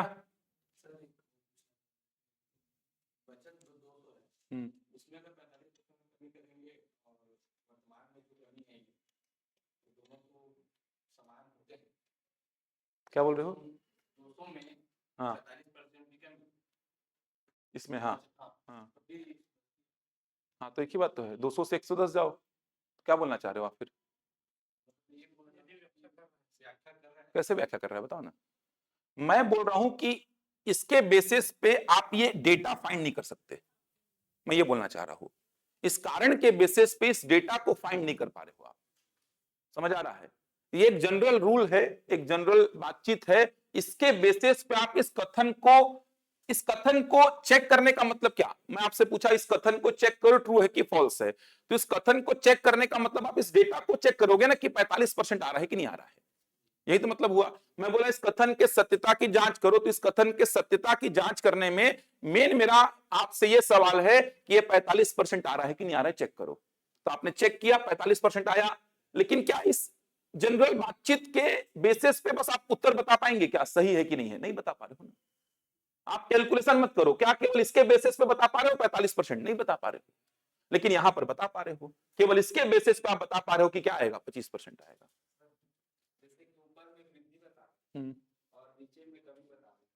हाँ, तो फिर अलग अलग आएगा, अलग अलग आएगा। देखो ना, यहीं पे देखो ना आप, दोनों में सेम होने पर कॉमन आ जाता है, इसीलिए दोनों में समान प्रतिशत में वृद्धि तो अंतर में भी समान प्रतिशत में वृद्धि, लेकिन एक में वृद्धि एक में कमी, तो फिर वो अंतर में कुछ ना कुछ अलग डेटा आएगा। जैसे कि कथन में वृद्धि बता और कारण में है ना जो कमी, मतलब अंदर करने पे अंदर आता है इतना। हाँ हाँ, तो उसमें उस बेसिस पे मतलब नहीं, अगर ये वृद्धि का है तो इधर वृद्धि का ही रहे तो व्याख्या करेगा, व्याख्या करेगा। कमी का है तो व्याख्या कहां कर रहा है, फिर वो कमी का है तो व्याख्या कहां कर रहा है? फिर मेरे को देखना पड़ेगा ना कि वृद्धि के लिए भी ऐसा होता है कि नहीं होता है। कमी के लिए बस यहां पर कमी दे देगा, यहां पर कमी दे देगा, यहां पर कमी दे देगा, तो यहां पर कमी दे देगा। समझ आ रहा है? उनका प्रश्न अलग था, कथन में केवल वृद्धि वृद्धि दिया है और कारण में कमी का बात कर दिया है, तो व्याख्या नहीं कर रहा है भाई, फिर नहीं कर रहा है व्याख्या। क्योंकि आप खुद सोचो, कारण का मतलब क्या, इसके बेसिस पे आप इस उत्तर को बता पा रहे हो। अब कमी वाले के बेसिस पे आप उत्तर कैसे बता पाओगे? मेरे को फिर चेक करना पड़ेगा कि वृद्धि के लिए भी ऐसा होता है कि नहीं होता है। समझ आ रहा है? कारण का मतलब इसको देख करके मैं अगर इस प्रश्न का उत्तर दे पा रहा हूं, इसका यूज करके मैं इस प्रश्न का उत्तर दे पा रहा हूं, इसका मतलब सही है ये। यहां पर सीधे सीधे मैं बता पा रहा हूं कि आय, और आप जो बोल रहे हो वैसा प्रश्न बनेगा भी नहीं।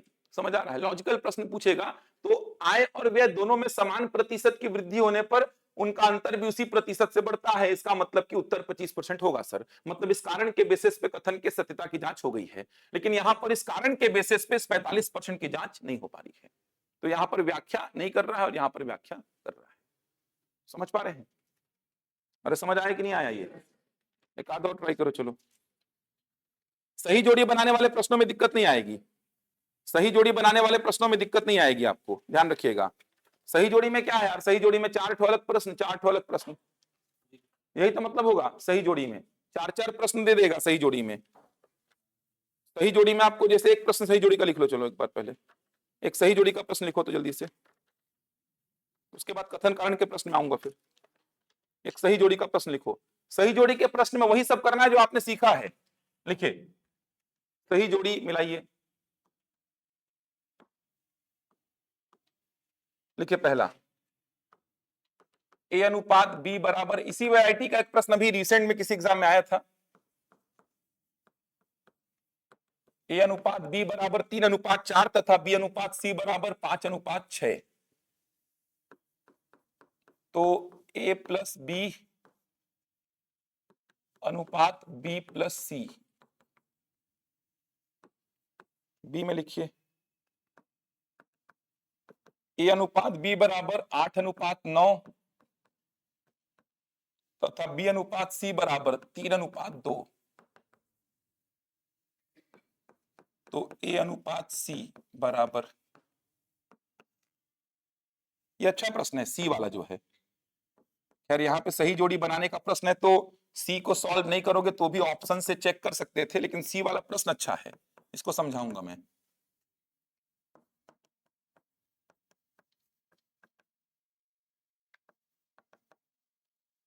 सी वाला जो प्रश्न देख रहे हैं ये प्रश्न भी अच्छा है, इसीलिए मैं सही जोड़ी का ये प्रश्न ले लिया हूं। ये सी वाला इंडिविजुअल तौर पे अच्छा प्रश्न है, बाकी तो आप ऐसा है कि इनको तो आप चेक कर ही लोगे।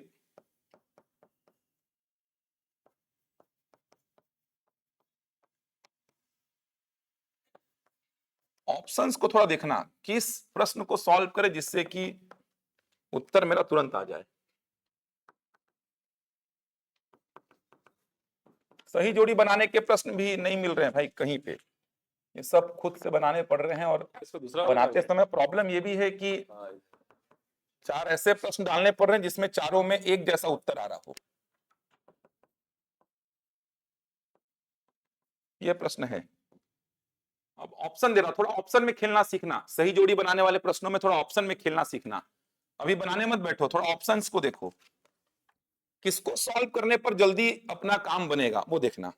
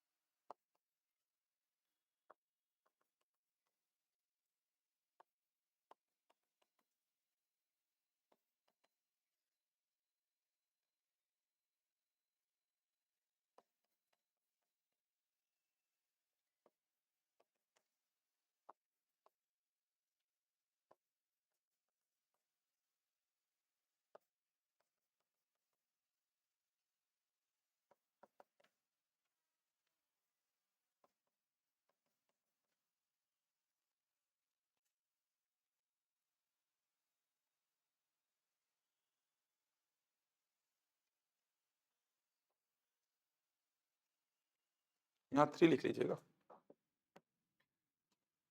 यहाँ 3 लिख लीजिएगा।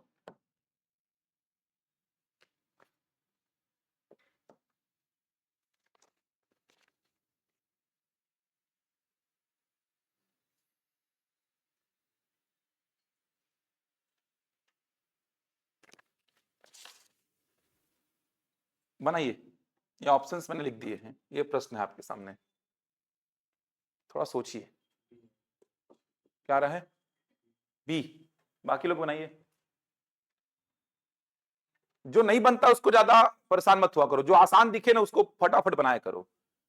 अब ऑप्शंस में तो सर कोई ऐसा ऑप्शन दिख नहीं रहा जहां पे किसी एक ही ऑप्शन को सॉल्व करके उत्तर निकाल सके अपन, क्योंकि ए में 2 जगह पे 2 है, बी में 2 जगह पे 4 है, सी में भी आप देखेंगे तो सर 1 1 भी है, 3 3 भी है, डी में 1 1 भी है, 3 2 भी है।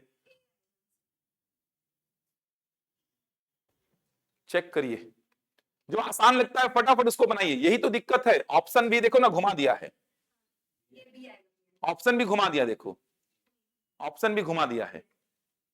ऑप्शन में दिमाग लगाने बोलते हैं बहुत सारे यूट्यूब वाले टीचर्स, लेकिन ऑप्शन में कैसे दिमाग लगाऊं सर?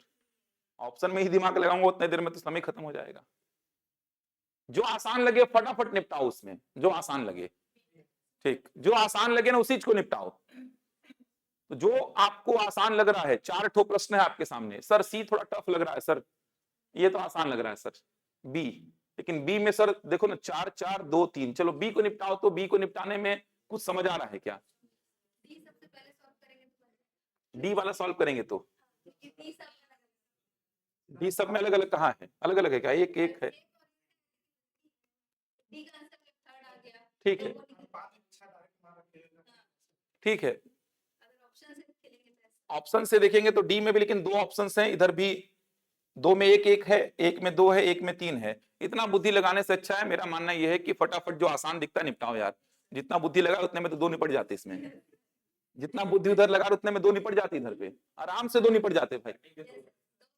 समझ आ रहा है? आराम से 2 निपट जाते भाई। ये तो सर आसान है, ये भी आसान है, ये भी आसान है। चलो सी टफ है सर, सी को छोड़ो यार, ए बी डी को निपटाते हैं पहले। तो बनाओ यार सभी लोग, ये सब तो बेसिक पढ़ चुके हो ना। ए को निपटाओ तुरंत, बी को निपटाओ, डी को निपटाओ। सी टफ है, छोड़ो, जो टफ है उसको छोड़ो, जो आसान है उसको निपटा दो फटाफट। बी आ रहा है ऑप्शन। सही जोड़ी बनाने वाले में थोड़ा सा बेनिफिट ये मिलता है कि एक आध उसमें नहीं बन रहा है तो भी आपको उत्तर मिल जाएगा। मत लगाना दिमाग ऑप्शंस में। बहुत लोग बोलेंगे ऑप्शंस में दिमाग लगाओ, ऑप्शंस में दिमाग लगाओगे उतने देर में 1 2 निपटा दोगे इधर। और ऑप्शंस में दिमाग लगाने के बाद भी कम से कम 1 2 तो निपटाना ही पड़ेगा ना यार। अब जितना दिमाग ऑप्शंस में लगा उतने में तो 1 2 निपट जाएंगे यहाँ पे। जैसे पहला वाला बहुत आसान है सर, काहे के लिए ऑप्शन में दिमाग लगाओ सर? पहला बहुत आसान है सर। पहला अपन को पता है ए बी और बी सी का रेशियो दिया है, तो पहले क्या निकालेंगे? ए बी सी का रेशियो, याद है ना? इस प्रकार से ए बी सी का रेशियो निकाल लो सर। ये सब तरीके बता चुका हूं। ए बी और बी सी का रेशियो दिया तो ये ए बी, ये बी सी। यहाँ पे क्या लिखूं? 4, यहाँ पे क्या लिखूं? 5, 3 5 15, 4 पंचे 20, 4 छंग 24। अब एबीसी का रेशियो मिल गया सर, रेशियो मिल गया और रेशियो ही फाइंड करना है, डायरेक्ट वैल्यू रखूंगा। ए प्लस बी मतलब 15 प्लस 20, बी प्लस सी मतलब 20 प्लस 24, कितना आया देखो 35 और 44, कटेगा क्या? नहीं। 35 44 कहां पे है? यहां पे, मतलब ए का क्या हो रहा है? 2। अब ए का 2 यहां पे भी है, ए का 2 यहां पे भी है, ये तो खत्म हो गया सर। अब देखो, अब थोड़ा दिमाग लगाना, ए का 2 यहां पे, ए का 2 यहां पे, तो डी को सॉल्व करो। बी को सॉल्व करूंगा तो लफड़ा है, देखो ऐसे कर लो। बल्कि आप बोले सर ए का 2 यहां पे है, ए का 2 यहां पे, तो सी और डी तो खत्म। अब या तो ए उत्तर होगा या तो बी होगा। तो अब ए और बी में दिमाग लगाओ, कौन सा सॉल्व करूं जहां से मेरे को आंसर मिल जाए। सर बी को सॉल्व नहीं करूंगा क्योंकि बी दोनों में क्या है? सेम है। इसका मतलब बी तो गारंटीड क्या आएगा? यही आएगा, गारंटीड यही आएगा। तो बी को काहे सॉल्व करना भाई, जब पता है कि या तो उत्तर ए होगा या तो उत्तर बी होगा, ये तो होगा ही नहीं। अब दोनों में बी क्या है? 4, तो बी को काहे सॉल्व करने बैठोगे? बी तो ऑब्वियस सी बात है, दोनों में क्या है? 4। सी और डी में से किसी एक को सॉल्व करो, जो आसान लगे उसको करना, जो आसान लगे। कौन सा आसान लग रहा है? डी। डी आसान लग रहा है, डी को निपटाओ। अनुपात दिया, अनुपात पूछा है, 3 का वर्ग कितना हो जाएगा? 4 का वर्ग 16। यहाँ पे 3 प्लस 4 7, 7 का वर्ग कितना? 49, 16 और 9 25, 25 रेशियो 49, कौन सा मिल रहा है? 3। इसका मतलब डी का क्या मिल रहा है? 3 मिल रहा है। इसका मतलब बी करेक्ट। सी को मेरे को सॉल्व ही नहीं करना पड़ा। समझ पा रहे हैं? एक सॉल्व करने के बाद ऑप्शंस से 2 ऑप्शंस एलिमिनेट आराम से हो जाएंगे। एक प्रश्न सॉल्व करने के बाद, ध्यान से समझ लो, एक प्रश्न सॉल्व करने के बाद 2 ऑप्शंस एलिमिनेट हो जाएंगे। तो मैंने पहला प्रश्न सॉल्व किया, पहला प्रश्न सॉल्व करने के बाद आपने बोला सर ए का होगा ये 2, ए का होगा 2, तो ए का 2 यहां पे है सर, ए का 2 यहां पे है, तो ऑप्शन सी और ऑप्शन डी तो हो गए एलिमिनेट। अब ए का 2, ए का 2 यहां पे, तो बी को सॉल्व करके कोई मतलब नहीं है कि सर, क्योंकि बी का 4 ही आएगा, दोनों में 4 ही है, मतलब बी का 4 ही आएगा। सी और डी में से किसी एक को सॉल्व करो जो आपको आसान लगे। तो सर सी देखा देखा नहीं लग रहा है, डी देखा देखा लग रहा है, डी को सॉल्व करते हैं। अनुपात दिया है, अनुपात पूछा है, ए का वैल्यू रखो 3, तो 3 का वर्ग हो गया 9, बी का वैल्यू रखो 4, तो 4 का वर्ग हो गया 16, तो 16 और 9 कितना हो गया? 25। अब a प्लस बी पूरा कर लो पहले, 7, 7 का वर्ग 49, 25 रेशियो 49, तो देख लो कहां मिल रहा है? डी का मिला 3। तो आप बता दिए डी का 3, मतलब ऑप्शन बी करेक्ट हो जाएगा। अब चलो सी को आप लोग अलग से सॉल्व करके उत्तर निकालो। ये एग्जाम थोड़ी है कि मार के आगे बढ़ना है। सी का उत्तर निकालो, वो उत्तर तो आएगा ही, लेकिन निकालो, आप बोल रहा हूं। निकाल लिए क्या? अरे यार निकाले हो ना, निकाल ली हो ना, कैलकुलेशन किए हो ना? हाँ वो चाह रहा हूं मैं। सी का कैलकुलेशन करिए और उत्तर निकालिए। 5:7 आएगा, कैसे आएगा? कैलकुलेशन करिए। इसके बाद एक कथन कारण के प्रश्न में आएंगे वापस से। टफ नहीं है, थोड़ा प्रैक्टिस करेंगे हो जाएगा यार, इसमें कुछ नहीं है। एक वीडियो भेजूंगा ना आप लोग को, उसको देख लीजिएगा। आज अभी डलवाऊंगा वीडियो, उसको याद से देख लीजिएगा।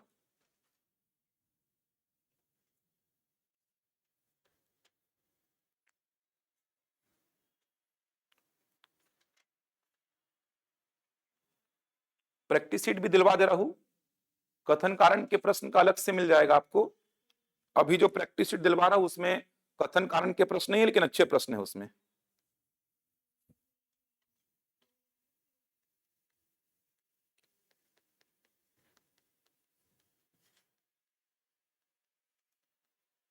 बनाओ बनाओ जल्दी से सभी लोग, सी वाले प्रश्न का उत्तर निकालो। सी वाले प्रश्न का उत्तर क्या आएगा देखिए जल्दी से, फिर कथन कारण के प्रश्न में आएंगे। बना? सी वाले प्रश्न का उत्तर निकाले क्या? बी रेशियो ए पूछा है, निकाले? 5:7। करो करो भाई।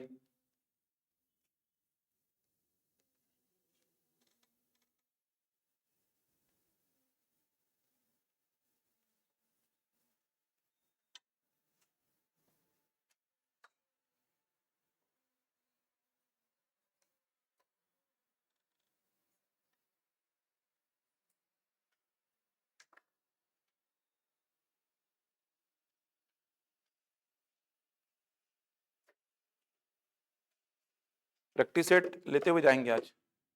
बना क्या? सी क्या किए हैं यार बताइए, क्या किए हैं? तिर्यक गुणा, ठीक देखते हैं चलिए।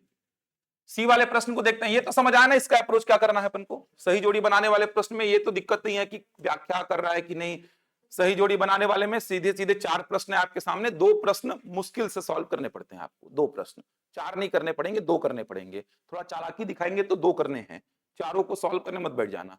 एक को सॉल्व करने के बाद ऑप्शन देखना, 2 ऑप्शन गारंटीड एलिमिनेट हो जाएंगे, 2 बचे रहेंगे। 2 बचे रहेंगे उसमें देखना किसको पकड़ू जिससे उत्तर मेरा आ जाए। चलो सी वाले प्रश्न को देखते हैं क्या है ये। इसको सॉल्व करते हैं। अच्छा प्रश्न है। a upon B plus C का वैल्यू कितना दिया है 1/2 और c upon a plus B का वैल्यू कितना दिया है 3/4। यही दिया है ना। और आपसे b रेशियो a पूछा है। b रेशियो a पूछा है मतलब कि c का वैल्यू निकाल के अपन दूसरे में रख देते हैं। यही तो अप्रोच होगा ना यार। अपन को पूछा क्या है b रेशियो a, तो अपना अप्रोच क्या होगा। b रेशियो a पूछा है मतलब कि सर c को हटाना होगा। c को हटाने का मतलब यहां से c का वैल्यू निकाल के यहां पुट कर दो, या यहां से c का वैल्यू निकाल के यहां पुट कर दो, जो भी आपको ठीक लगे। तो इसको अपन करते हैं 2a बराबर क्या b प्लस सी। तो यहां से c का वैल्यू क्या निकला 2a माइनस बी। रख दो यहां पर, खत्म हो गया क्वेश्चन यार। कुछ खास नहीं था इसमें भी। यही क्या हो गया ना। 2 का मल्टीप्लाई a में, b प्लस सी का 1 में। अब यहां से c का वैल्यू क्या आएगा 2a माइनस बी। तो 2a माइनस बी मैं यहां पे रख देता हूं, इस c के प्लेस पे रख देता हूं मैं 2a माइनस बी। अब यहां से तो आपको कोई दिक्कत नहीं होना चाहिए। 4 दूनी कितना 8, 4b, 3a प्लस 3b। 8 में से 3 जाएगा कितना बचेगा 5, 3 और 4 7। तो यहां से a बटा b कितना आया 7/5। तो आपसे पूछा क्या है b बटा a 5/7। कोई दिक्कत नहीं होना चाहिए इसमें। आपको नोट कर लीजिए। वापस से एक्सप्लेन कर दे रहा हूं, इसको देख लीजिए एक बार। देखो ये अनुपात दिया था उसको बट्टे के रूप में लिख लिया हूं मैं। इधर पे अनुपात दिया था उसको भी बट्टे के रूप में लिख लिया हूं मैं। 2 का मल्टीप्लाई a में किया, b प्लस सी का 1 में किया। अब यहां से क्या किया, ये c का वैल्यू निकाल के, c का ही वैल्यू क्यों निकाला क्योंकि मुझे b रेशियो a चाहिए था, मतलब c को हटाना है। तो c का वैल्यू में क्या निकाला 2a माइनस बी, और इस c के वैल्यू को मैं यहां पुट कर दिया 2a माइनस बी। c के वैल्यू को यहां पर मैं पुट कर दिया 2a माइनस बी। उसके बाद तो काम कुछ नहीं बचा। 4 का गुणा करेंगे 8a माइनस 4b, 3 का मल्टीप्लाई करेंगे 3a plus 3b, plus 3a इधर आएगा तो माइनस 3a। तो 8 में 3 जाएगा तो 5 बचेगा, माइनस 4b इधर आएगा तो प्लस 4b, 3b और 4b 7b। तो a के नीचे कौन आएगा b, तो 7 के नीचे कौन जाएगा 5। a बाई बी 7/5, यहां से b बाई a कितना हो जाएगा 5/7। हो गया। चलिए कथन कारण के प्रश्न में आ जाइए। अब ये तो बन जाएगा ना। सही जोड़ी बनाने वाले प्रश्नों में दिक्कत नहीं आएगा आपको। बढ़ू आगे।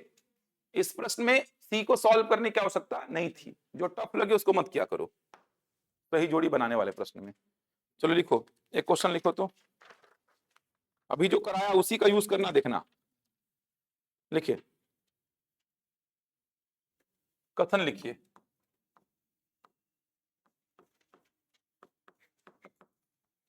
लिखिए, यदि a अनुपात b बराबर c अनुपात d हो तथा यदि a अनुपात b बराबर c अनुपात d हो तथा a प्लस बी बराबर c प्लस डी हो। यह अच्छा प्रश्न है। तथा a प्लस बी बराबर c प्लस डी हो तो a बराबर c और b बराबर d होगा। तो a बराबर c और b बराबर d होगा। इसको चेक करना है आपको, होगा कि नहीं होगा। समझ आ रहा है अप्रोच। इसका यूज करके आपको देखना है कि a बराबर c और b बराबर d होगा कि नहीं होगा। होगा मतलब कथन क्या है सही है। कारण में क्या लिखा है लिखिए,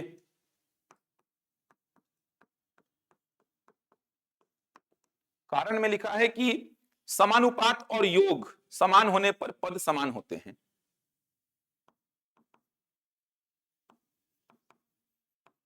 समानुपात और योग समान होने पर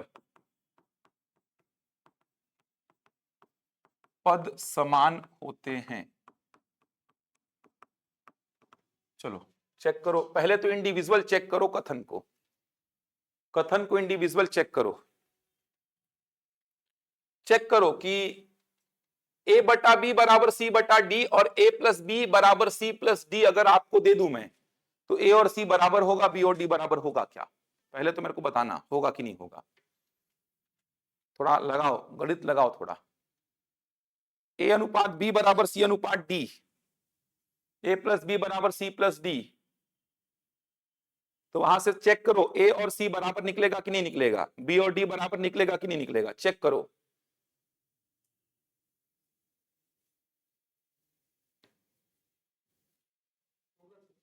होगा, होगा, कथन सही है मतलब, बाकी लोग चेक करो तो।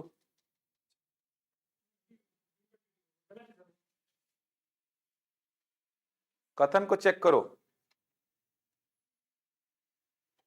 यदि ए अनुपात बी बराबर सी अनुपात डी हो तथा ए प्लस बी बराबर सी प्लस डी हो, तो ए बराबर सी और बी बराबर डी होगा। होगा कि नहीं होगा, चेक करिए, कथन के सत्यता की जांच करिए कि कथन सही होगा कि नहीं होगा। कथन एक अलग प्रश्न है आपके लिए, कथन को चेक करिए, कथन सही है कि नहीं। कोई कर पा रहा है क्या?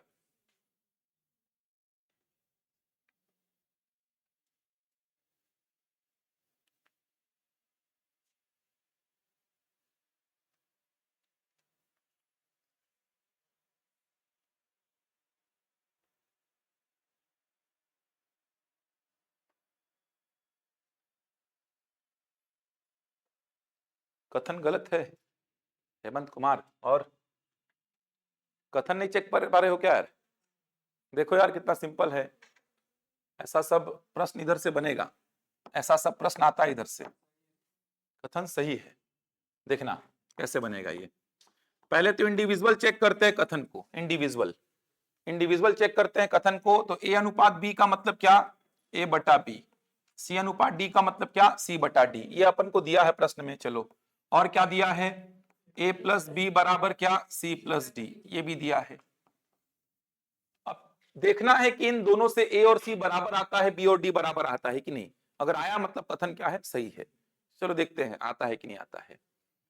ए प्लस बी बनाने के लिए यहां पर ए प्लस बी कहना, कहीं ना कहीं ए प्लस बी का जुगाड़ यहां पर करना पड़ेगा, सी प्लस डी का जुगाड़ इधर पे करना पड़ेगा, कुछ जुगाड़ करना पड़ेगा अपन को। इधर पे ए प्लस बी का जुगाड़ करना पड़ेगा, इधर पे सी प्लस डी का जुगाड़ करना पड़ेगा।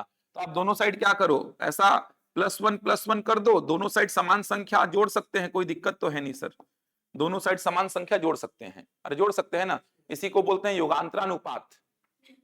समझ आ रहा है, योग अनुपात, अंतर अनुपात और योग और अंतर दोनों का अनुपात, ऐसी तीन चीजें आती हैं, ध्यान से समझना। ये एक्चुअल में ये समानुपात के नियम हैं, इधर से भी प्रश्न आ जाते हैं कभी कभार। योग अनुपात, उसी को योगानुपात बोल देते हैं, योग अनुपात को जोड़ करके योगानुपात, अंतर अनुपात को जोड़ करके अंतरानुपात, योग और अंतर दोनों का अनुपात, इसको जोड़ करके योगांतरानुपात। समझना बात क्या होती है, थोड़ा समझ लो इसको, अब आ ही गया, थोड़ा समझ लो इसको। समानुपात में लागू होते हैं, देखना समानुपात क्या बोलता है कि दोनों साइड अगर आप प्लस वन किए, दोनों साइड समान संख्या को जोड़ सकते हैं ना, दोनों साइड समान संख्या जोड़ सकते हैं बराबर के, तो दोनों साइड प्लस वन किया, तो ये क्या बन गया, A plus B upon B, ये क्या बन गया, C plus D upon D, इसी को बोलते हैं योगानुपात। योगानुपात बोलते हैं इसको, योगानुपात। समझ आ रहा है, मतलब इसको ऐसा लिखा जा सकता है, सीधे सीधे ऐसा याद भी कर सकते हैं, याद नहीं करना है तो दोनों साइड प्लस वन करने पर ऐसा कुछ बनता है, इसी को बोलते हैं योगानुपात। इसी प्रकार एक और आता है, इंग्लिश में इसको बोलते हैं कंपोनेंडो। एक और आता है ऐसा, ये देखो, दोनों साइड माइनस वन करेंगे आप, ये देखिए, दोनों साइड माइनस वन करेंगे तो ये ऐसा बन जाएगा, इसी को बोलते हैं अंतरानुपात, डिविडेंडो, अंतरानुपात। तो इसको ऐसा लिखा जा सकता है, इसको अंतरानुपात बोलते हैं। अब योगानुपात वाले को अंतरानुपात वाले से भाग दे देना, योगानुपात वाले को अंतरानुपात वाले से भाग दे देना। तो एक और क्या होता है, ए बटा बी बराबर सी बटा डी है, तो पहले यहां तक पहुंचना, फिर योगानुपात वाले को अंतरानुपात वाले से भाग दोगे तो क्या मिलेगा, A plus B upon A minus B, C plus D upon C minus D. इसी को क्या बोलते हैं? योगांतरानुपात। योगांतरानुपात, कंपोनेंडो एंड डिविडेंडो, ऐसा समझ आ रहा है? ये योगानुपात, ये अंतरानुपात, और ये क्या है? योगांतरानुपात। बचपन में ऐसा पढ़े होगे 9th 10th क्लास में, componendo dividendo, componendo and dividendo. समझ आ रहा है? वर्ग 2 वाले तो ये सब के लिए तैयार रहना, ये सब तो बहुत पढ़ना पड़ेगा आपको, नया स्ट्रक्चर आएगा। मैथ्स वाले तो तैयार रहना इन सब चीजों के लिए। वैसे तो योगांतरानुपात का प्रश्न बहुत बार आया है व्यापम के एग्जाम में, लेकिन उस प्रश्न को बच्चे ऑप्शन से ही सॉल्व कर लेते हैं। तो याद रखिएगा, समानुपात में लागू होता है। मतलब a बटा बी बराबर सी बटा डी को आप सीधे सीधे ऐसा लिख सकते हो। a बटा बी बराबर सी बटा डी को सीधे सीधे आप ऐसा लिख सकते हो। a बटा बी बराबर सी बटा डी को आप सीधे सीधे ऐसा लिख सकते हो। ऐसा लिखने का मतलब आप इसको बोलते हैं योगानुपात, ऐसा लिखने का मतलब आप इसको बोलते हैं अंतरानुपात, और ऐसा लिखने का मतलब आप इसको बोलते हैं योगांतरानुपात। कैसे आ रहा है ये समझ पा रहे हैं? दोनों साइड प्लस वन किया तो ये बन गया, दोनों साइड माइनस वन किया तो ये बन गया, दोनों साइड। अब यहां पर क्या करें? तो आप पहले योगानुपात तक पहुंचते, फिर अंतरानुपात तक पहुंचते, उसके बाद योगानुपात को अंतरानुपात वाले से भाग देने पर आपको क्या मिलता? योगांतरानुपात। सोचो ना, लेफ्ट हैंड साइड को लेफ्ट हैंड साइड से भाग दोगे तो बी और बी कट जाएगा ना, राइट हैंड साइड को राइट हैंड साइड से भाग दोगे तो डी और डी कट जाएगा। क्या मिल जाएगा आपको? योगांतरानुपात। नोट कर लीजिए साइड में कहीं पे इसको। हाँ बना सकते हैं, के नियम बोलते हैं उसको, बना सकते हैं। समानुपात में डेटा है तो बराबर में क्या करो? के मानो। अरे याद करो, बताया था बराबर में डेटा दिया रहता है तो बराबर में के मानते हैं।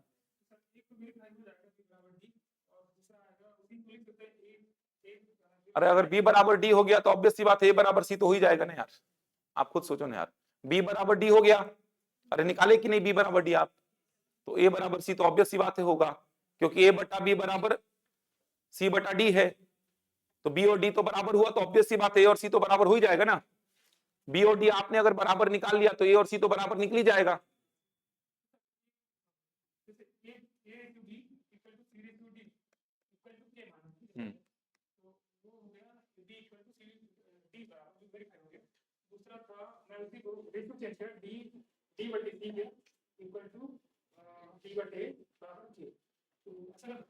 कर सकते हैं, लेकिन उतना करने की आवश्यकता नहीं थी आपको। आप अगर b बराबर d निकाल लिए हैं तो जो रेशियो दिया है a ratio b equal to c ratio d, वहां पे b और d तो सेम हो चुके हैं, तो वो तो कट ही जाएंगे, तो ऑब्वियस सी बात है a और c भी क्या हो जाएगा? सेम हो जाएगा। ये लिखे क्या? चलो आ जाओ इसमें, ध्यान दो। यहां पर क्या बोला है देखो, a अनुपात b बराबर c अनुपात d हो तथा a प्लस बी बराबर c प्लस d हो तो a और c बराबर होंगे, b और d बराबर होंगे। तो अपन पहले इंडिविजुअल तौर पे चेक कर रहे हैं कि ये कथन सही है कि नहीं है। तो इस कथन के सत्यता की जांच करने के लिए अपन के पास ये दो इक्वेशन हैं, यहां से अपन को चेक करना है a और c बराबर होगा, b और d बराबर होगा। ये चेक करना है आ रहा है कि नहीं आ रहा है। चलो चेक करते हैं। तो मेरे को यहां पर थोड़ा सोचना पड़ेगा कि सर अगर मैं a प्लस बी बना दूं, ऊपर में इधर पे क्या बना दूं? c प्लस डी, तो a प्लस बी और c प्लस डी तो बराबर है, तो वो कट जाएंगे, तो b और d क्या हो जाएगा? बराबर हो जाएगा। ये मेरे दिमाग में आया, समझ पा रहे हैं? इन दोनों का यूज करना है मेरे को। अब इन दोनों का यूज करना है सर, तो a प्लस बी ऊपर में बन जाए सर, इधर पे ऊपर में क्या बन जाए? c plus D. तो a प्लस बी कैसे बनेगा? इधर पे +1 कर दूं और इधर पे भी क्या कर दूं? +1। चलिए +1 दोनों साइड किया तो ऊपर में क्या बना देखो, a प्लस बी बटा बी, इधर पे क्या बना? c प्लस डी बटा डी। या तो आप सीधे सीधे लिख सकते थे अगर आपको योगानुपात नियम पता होता तो, कि सर यहां से योगानुपात नियम ऐसा बोलता है। नहीं पता था योगानुपात तो दिमाग लगाते कि ऊपर में a प्लस बी बन जाए सर, तो a प्लस बी बनाने के लिए +1 कर दूं, ऊपर में c प्लस डी बनाने के लिए +1 कर दूं, तो +1 किया तो a plus B upon B, c plus D upon D. यहां से a प्लस बी और c प्लस डी कैंसिल क्यों हो गया? क्योंकि दोनों क्या है? बराबर, कैंसिल हो गया। तो यहां से मेरे को मिल गया b बराबर क्या? d, मिल गया b बराबर d। अब b और d बराबर है सर, b और d अगर बराबर है तो ऑब्वियस सी बात है a और c भी क्या हो जाएगा? बराबर। b और d बराबर है तो a और c भी क्या हो जाएगा? बराबर। समझ पा रहे हैं? एक तरीका तो ये हो गया, के मान क्या बना सकते थे, कोई दिक्कत नहीं है, लेकिन आपको कथन के सत्यता की जांच करनी थी, तो आपने क्या किया? कथन के सत्यता की जांच करने के लिए एक इक्वेशन तो ये आपके पास में है, ए बटा बी बराबर सी बटा डी, और एक इक्वेशन ये आपके पास में है ए प्लस बी बराबर सी प्लस डी। तो यहां पे आपने क्या किया, आपने सोचा कि सर ऊपर में ए प्लस बी का जुगाड़ अगर हो जाए और इधर पे ऊपर में सी प्लस डी का जुगाड़ अगर हो जाए तो ए प्लस बी और सी प्लस डी बराबर है, तो वो दोनों कट जाएंगे, बी और डी क्या हो जाएगा, बराबर हो जाएगा। तो उसके लिए मैंने क्या किया, ऊपर में ए प्लस बी बन जाए, कैसे बनेगा, +1 कर दो सर, +1 कर दो दोनों साइड, तो ये बन गया a plus B upon B C plus D upon D. अब ये दोनों कटे क्यों, क्योंकि ये दोनों क्या हैं, बराबर, बोला है प्रश्न में ये दोनों बराबर हैं, तो यहां से b बराबर क्या आया, d, और a बराबर क्या आया, c आया। इसका मतलब कथन अपने आप में क्या है, सही है। अब कारण पे आते हैं, कारण क्या बोल रहा है, कारण को इंडिविजुअल तौर पे चेक करते हैं। कारण को इंडिविजुअल तौर पे चेक करेंगे, समानुपात और योग समान होने पर पद क्या होंगे, समान होंगे। समानुपात और योग कहने का मतलब ये, समानुपात और योग समान होने पर पद हमेशा क्या होंगे, समान होंगे, ऐसा बोलना चाह रहा है। तो दिख ही रहा है सर, कारण को इंडिविजुअल चेक कर रहा हूं मैं, कारण को इंडिविजुअल तौर पे चेक कर रहा हूं मैं। तो कारण को इंडिविजुअल तौर पे चेक करने के लिए आपने या तो यही एग्जांपल लेकर के देखा कि सर समानुपात और योग अगर बराबर हैं, समानुपात और योग समान है, समानुपात और योग समान होने का मतलब जैसे सर यहां पे देखो a बटा बी बराबर क्या, c बटा डी, मतलब a और b का अनुपात अगर c और d के अनुपात के बराबर है, साथ में योग भी बराबर है, समानुपात और योग समान होने का मतलब क्या हुआ, a और b का अनुपात c और d के अनुपात के बराबर है, साथ में a और b का योग c और d के योग के बराबर है। तो गारंटीड बोल रहा है यहां से क्या आएगा, a और c बराबर आएगा, b और d क्या आएगा, बराबर आएगा, ऐसा बोल रहा है। तो आप इसको कैसे चेक करेंगे, तो आप इसको चेक करने के लिए देख भी सकते हैं कि ऐसा होता है, मतलब कारण आपस अपने आप में क्या है, सही है। आप कोई और एग्जांपल लेके भी देख सकते हैं, कोई और एग्जांपल लेके देखिए कि समानुपात और योग समान करके देखिए, समानुपात और योग अगर समान आता है, समानुपात मतलब ऐसा, ये देखिए a बटा बी बराबर c बटा डी, साथ में a और b का योग c और d के योग के बराबर है, तो पद हमेशा क्या आएंगे, समान आएंगे। देखो ना, ये अपन ने यहां पर अपन ने ये प्रूफ करके भी दिखा दिया कि कारण जो है ये सही बात की जानकारी दे रहा है, मतलब कथन सही है, कारण भी क्या है, सही है।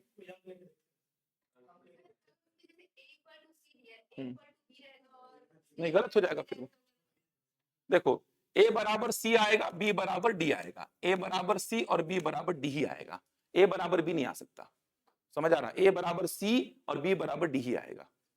अंक लेने में दिक्कत क्या है, आप सोचिए अंक, आप ऐसा सोचिए कि a बटा बी बराबर c बटा d भी हो जाए और a प्लस बी बराबर क्या हो जाए, c प्लस डी भी हो जाए। आप सोचिए, मुश्किल है सोचना, बताओ क्या लू, आप बताओ फिर क्या लू, बताओ क्या लू, ए बी सी डी का वैल्यू बताओ ना, सोच पा रहे हैं तो बताओ क्या लू मैं वैल्यू, यहां पर क्या लू बताओ। ले ही नहीं सकता मैं, एक ही हो सकता है कि अगर ए लिया 5, बी लिया 10, तो सी लेना पड़ेगा 5 और डी भी क्या लेना पड़ेगा 10, यही चले सकता हूं बस, इसीलिए तो प्रूफ भी हो पा रहा है ये। समझ आ रहा है क्या बोलना चाह रहा हूं, बात को थोड़ा दिमाग लगाओ, ऐसे प्रश्नों को पढ़ना पड़ेगा यार, तभी सिलेक्शन होगा। ऐसा पेपर आ रहा है, अभी देखे नहीं, समय और कार्य का पूरा कंसेप्चुअल प्रश्न दे दिया है आपको। अगर मैं बोल रहा हूं कि ये भी सही होना है और ये भी सही होना है, मतलब a बटा बी बराबर c बटा डी भी हो जाए और a प्लस बी बराबर c प्लस डी भी हो जाए, a बटा बी बराबर c बटा डी भी हो जाए और a प्लस बी बराबर c प्लस डी भी हो जाए, तो फिर सर ऑब्वियस सी बात है a और c को क्या होना पड़ेगा, बराबर, और b और d को क्या होना पड़ेगा, बराबर। समझ पा रहे हैं बात को, होना ही पड़ेगा, आप कर ही नहीं सकते। चलो आप बोले सर a ले लो 5, b ले लो 10, रेशियो क्या बनेगा, 1/2, तो इधर मैं ले लेता हूं 15-20, चलो 15-30, इधर भी तो 1/2 बनेगा, लेकिन ये कहां सेटिस्फाइड हो रहा है, इन दोनों का योग 15, इन दोनों का योग 45, कहां हो रहा है। समझ पा रहे हैं क्या बोल रहा हूं मैं, अगर इन दोनों को सही करना है मेरे को, इन दोनों को सही करना है, मतलब a बटा बी बराबर c बटा डी और a प्लस बी बराबर c प्लस डी, ये दोनों समीकरण संतुलित हो जाएं, ये दोनों समीकरण सेटिस्फाइड हो जाए, ऐसा ए बी सी डी का वैल्यू बताओ, तो निश्चित तौर पे सर a और c का मान मेरे को बराबर ही रखना पड़ेगा, b और d का मान मेरे को बराबर ही रखना पड़ेगा, तभी ये दोनों क्या होंगे, संतुलित होंगे। और पूरे ब्रह्मांड में ऐसा कोई नंबर ही नहीं है कि आप एबीसीडी का अलग अलग नंबर ले लो, आप एबीसीडी का चारों का अलग अलग नंबर लेके इन दोनों को बैलेंस नहीं कर सकते, किसी हालत से नहीं कर सकते इन दोनों को बैलेंस। आप सोच के देखो ना, एबीसीडी चारों का अलग अलग नंबर पूरे ब्रह्मांड से कोई भी नंबर खोजो चारों का अलग अलग नंबर, नहीं कर सकते बैलेंस इन दोनों को, कर ही नहीं सकते। आप बोले सर कर सकते हैं, चलो देखते हैं ट्राई करके। ए बटा बी, चलो मैं लिया 5/10, रेशियो क्या बनेगा इसका 1/2। इधर भी 1/2 बनाने के लिए सर मैं 2/4 ले लिया, चलो बन तो रहा है सर, ये तो संतुलित हो गया। इधर 1/2 आएगा, इधर भी क्या आएगा 1/2, लेकिन क्या ये वाला संतुलित हो रहा है क्या? a प्लस बी कितना हो गया 15, लेकिन ये कितना हो रहा है 6, ये कहां हो रहा है? इस अकेले को अगर मेरे को संतुलित करना होता, इस अकेले को सेटिस्फाइड करना होता, तो फिर ए बी सी डी के अनंत मान है मेरे पास, अनंत मान है मेरे पास, समझ आ रहा है? अलग अलग अनंत मान है। अगर इस अकेले को मेरे को संतुष्ट करना होता तो ए बी सी डी के अलग अलग अनंत मान है। देखो ना 5 10 2 4, अनंत मान है बोल रहा हूं मैं, 6 12 1 2, ये भी तो हो रहा है, अनंत मान है। देखो ना 10 20 20 40, ये देखो हो तो रहा है। यहां भी कितना आ रहा है 1/2 1/2 1/2 1/2 1/2 1/2, अरे 1/2 ही क्या लेना, 1/3 भी ले दूंगा मैं, 2/3 भी ले दूंगा दोनों साइड। तो मेरे को केवल इस अकेले को संतुष्ट करना होता तो ए बी सी डी के अनंत मान लिख देता अलग अलग, जिससे कि ये समीकरण बार बार क्या होता संतुष्ट। ये देखो ना संतुष्ट हो रहा है बिल्कुल सर, 6/12 1/2 के बराबर है। ये देखो संतुष्ट हो रहा है 5/10 2/4 के बराबर है। ये देखो संतुष्ट हो रहा है 10/20 20/40 के बराबर है। मतलब सर केवल इसको अकेले को संतुष्ट करना होता तो मैं ए बी सी डी के अनंत मान अलग अलग ले सकता, लेकिन मेरे को साथ ही साथ इसको भी संतुष्ट करना है। अब दोनों संतुष्ट हो जाएं, ऐसे ए बी सी डी के मान बताओ, मैं बोला आपको दोनों समीकरण संतुष्ट हो जाएं, दोनों समीकरण संतुष्ट हो जाएं, ऐसे ए बी सी डी के मान बताओ, तो आप क्या बोलेंगे? आप बोलेंगे सर अगर मैं ए को लिया चलो 5, बी को लिया चलो कितना 10, तो इधर पे क्या आया 5/10 और इधर पे क्या आया 5 + 10 आया। इधर पे भी रेशियो क्या बनाना है 1/2 और इधर पे भी योग क्या बनाना है 15। अब रेशियो बनाना है 1/2 और योग बनाना है 15, तो ऑब्वियस सी बात है इधर पे भी क्या लिखना पड़ेगा 5/10, इधर पे भी क्या लेना पड़ेगा 5 + 10। समझ पा रहे हैं मैं क्या बोलना चाह रहा हूं? क्लियर हो पा रहा है? एकदम सिंपल सी बात मैं आपको ये बोल रहा हूं कि a/b = c/d है और a + b = c + d है। इन दोनों समीकरण को संतुष्ट करना है, इन दोनों समीकरणों को संतुष्ट करना है। ए बी सी डी का मान ऐसा रखेंगे जिससे कि ये दोनों समीकरण क्या हो जाए संतुष्ट। तो आप एग्जांपल के लिए बोले कि सर ए का मान रख दो 5 और बी का मान रख दो 10, ए का मान 5 बी का मान 10, तो सर यहां पर क्या बन गया 5/10। अब इधर पे भी 5/10 मतलब मन में क्या चल रहा है 1/2, तो इधर पे भी मेरे को क्या बनाना है 1/2, लेकिन ध्यान ये रखना है कि इधर पे भी मेरे को क्या बनाना है 15। अब दो डेटा ऐसा जिसका रेशियो 1/2 बन जाए और योग 15, वो तो एक ही है 5 और 10, 5 और 10 ही रखूंगा सर, तभी बनेगा 1/2 और यहां पर तभी बनेगा क्या 15। इसका मतलब सर ए और सी को क्या होना पड़ेगा बराबर, बी और डी को क्या होना पड़ेगा बराबर। समझ पा रहे हैं? ए और सी को बराबर होना ही पड़ेगा, बी और डी को बराबर होना ही पड़ेगा, तभी आप इन दोनों समीकरणों को संतुलित कर सकते हो। तो ये तो मैं पूरा कैलकुलेशन करके दिखाया, आपको तो ओरली समझना था कि सर a/b = c/d और a + b = c + d। Sir ये दोनों तभी सेटिस्फाइड हो पाएंगे, और बोला है a/b = c/d है और साथ में a + b = c + d है, तो ये दोनों तभी संतुलित, ये दोनों तभी सेटिस्फाइड हो पाएंगे जब a किसके बराबर हो जाए c के और b किसके बराबर हो जाए d के। मतलब ये दोनों बराबर हैं तो गारंटीड ए और सी क्या रहेगा हमेशा बराबर, बी और डी क्या रहेगा बराबर। तो आपको ये सब कैलकुलेशन करने की आवश्यकता ही नहीं थी, आपको बोलना था समानुपात और योग समान होने पर पद हमेशा क्या होंगे समान। इसका मतलब दोनों क्या हैं सही, और कारण कथन की व्याख्या भी कर दिया है। दो प्रश्न जो लिखा था वहां पे जैसा आया था वैसा ही कुछ आ गया है। यहां पर मेरे को कैलकुलेशन ही नहीं करना था, सीधे बोलना था समानुपात और योग समान होने पर पद हमेशा क्या होंगे समान होंगे ही, गारंटीड, अलग अलग हो ही नहीं सकते। क्लियर हो पा रहा है? अच्छा प्रश्न है ये, बताइए कुछ मन में है? हाँ हाँ, पद मतलब वही a/b = c/d, a + b = c + d। समझ पा रहे हैं बात को? तो यहां पर कथन सही, कारण सही और कारण कथन की सही सही व्याख्या भी कर रहा है। बनेगा?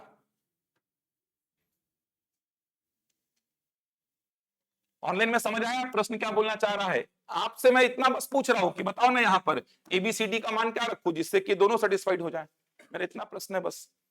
ABCD का मान यहां पर क्या रखूं जिससे कि दोनों समीकरण सेटिस्फाइड हो जाए? तो आप बोलेंगे सर जितना ए रखेंगे उतना गारंटीड सी को रखना पड़ेगा, जितना बी रखेंगे उतना डी रखना पड़ेगा, तभी ये दोनों सेटिस्फाइड होंगे, तभी ये दोनों। केवल अगर इसकी बात होगी, केवल अगर इसकी बात होगी तो यहां पर तो ए बी सी डी के अलग अलग अनंत मान रख सकते हैं। अच्छा, केवल अगर इसकी बात होगी तो इसमें भी तो रख सकते हैं सर, इधर 5 इधर 10 15 हो गया, इधर 7 इधर 8 तो भी तो 15 हो गया। समझ आ रहा है? इंडिविजुअल इसके लिए तो अनंत वैल्यूज हैं, इंडिविजुअल इसके लिए भी बहुत सारी वैल्यूज में लिख सकता हूं अलग अलग एबीसीडी की, लेकिन दोनों को सेटिस्फाइड करना है ऐसी वैल्यूज एबीसीडी की रखिए, दोनों को सेटिस्फाइड करना है ऐसी वैल्यूज एबीसीडी की रखिए, तो फिर ए और सी को क्या होना पड़ेगा? बराबर। बी और डी को क्या होना पड़ेगा? बराबर। तभी तो ये भी सेटिस्फाइड होगा और ये भी सेटिस्फाइड होगा। इसका मतलब कारण एकदम सही सही है सर कि समानुपात और योग अगर समान है तो पदों को समान होना ही पड़ेगा। बन जाएगा? तो ऑप्शन क्या टिक करेंगे इसमें? ए। समझ आ रहा है? ए क्यों कर रहे हैं? क्योंकि इसके बेसिस पे सीधे सीधे आप कथन के सत्यता की जांच कर दिए हैं, इसके बेसिस पे सीधे सीधे कि समानुपात और योग समान है तो गारंटीड पद क्या होंगे? समान होंगे। सीधे सीधे इसके बेसिस पे ही, मेरे को कैलकुलेशन की आवश्यकता ही नहीं पड़ी, ये तो मैं समझा रहा था, योगानुपात, अंतरानुपात, योगांतरानुपात, इसके बिना ही आप कैलकुलेशन कर सकते हैं। जैसे ये वाले प्रश्न को बता रहा था मैं, ये देखिए पहले मैं आपको पूरा कैलकुलेशन समझाया था यहाँ पे, ये देखिए पहले मैं आपको पूरा कैलकुलेशन समझाया था इसमें, उसके बाद आपको रिजल्ट बताया कि ऐसा होने पर ऐसा गारंटीड होगा। तो वही चीज यहां पर लागू हो रही है, यहां पर कथन के सत्यता की जांच के लिए मुझे कारण का पूरा पूरा यूज दिखाई दे रहा है कि समानुपात और योग समान है तो पद क्या होंगे? समान होंगे। क्लियर हो पा रहा है? थोड़ा सा मेहनत करना पड़ेगा इसमें, तब बनेगा इधर पे काम। एक आध और लिखिए, ए होगा इसका आंसर, बी नहीं ए। लिखिए एक और लिखिए,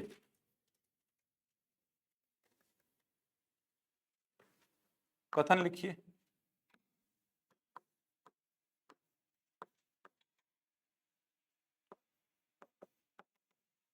लिखिए, यदि ए अनुपात बी बराबर सी अनुपात डी हो तो, यदि ए अनुपात बी बराबर सी अनुपात डी हो तो ए प्लस बी अनुपात बी, ये तो कर लेंगे चेक, अभी बता ही रहा था इसको, बराबर सी प्लस डी अनुपात डी होगा। ये तो बताया था अभी, कथन तो सही है, दिख ही रहा है, मतलब ये तो कर लेंगे ना चेक, अभी बताया था। कारण लिखिए,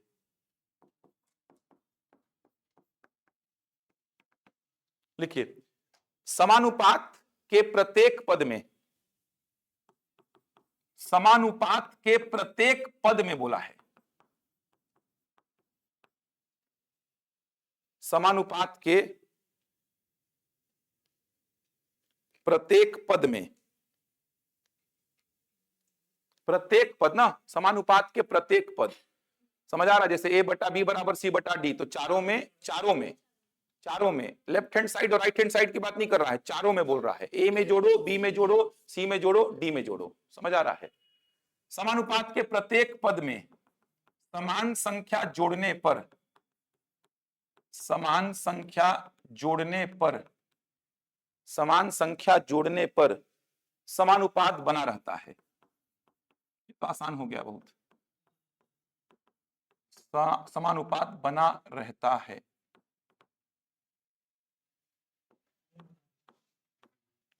बनाओ,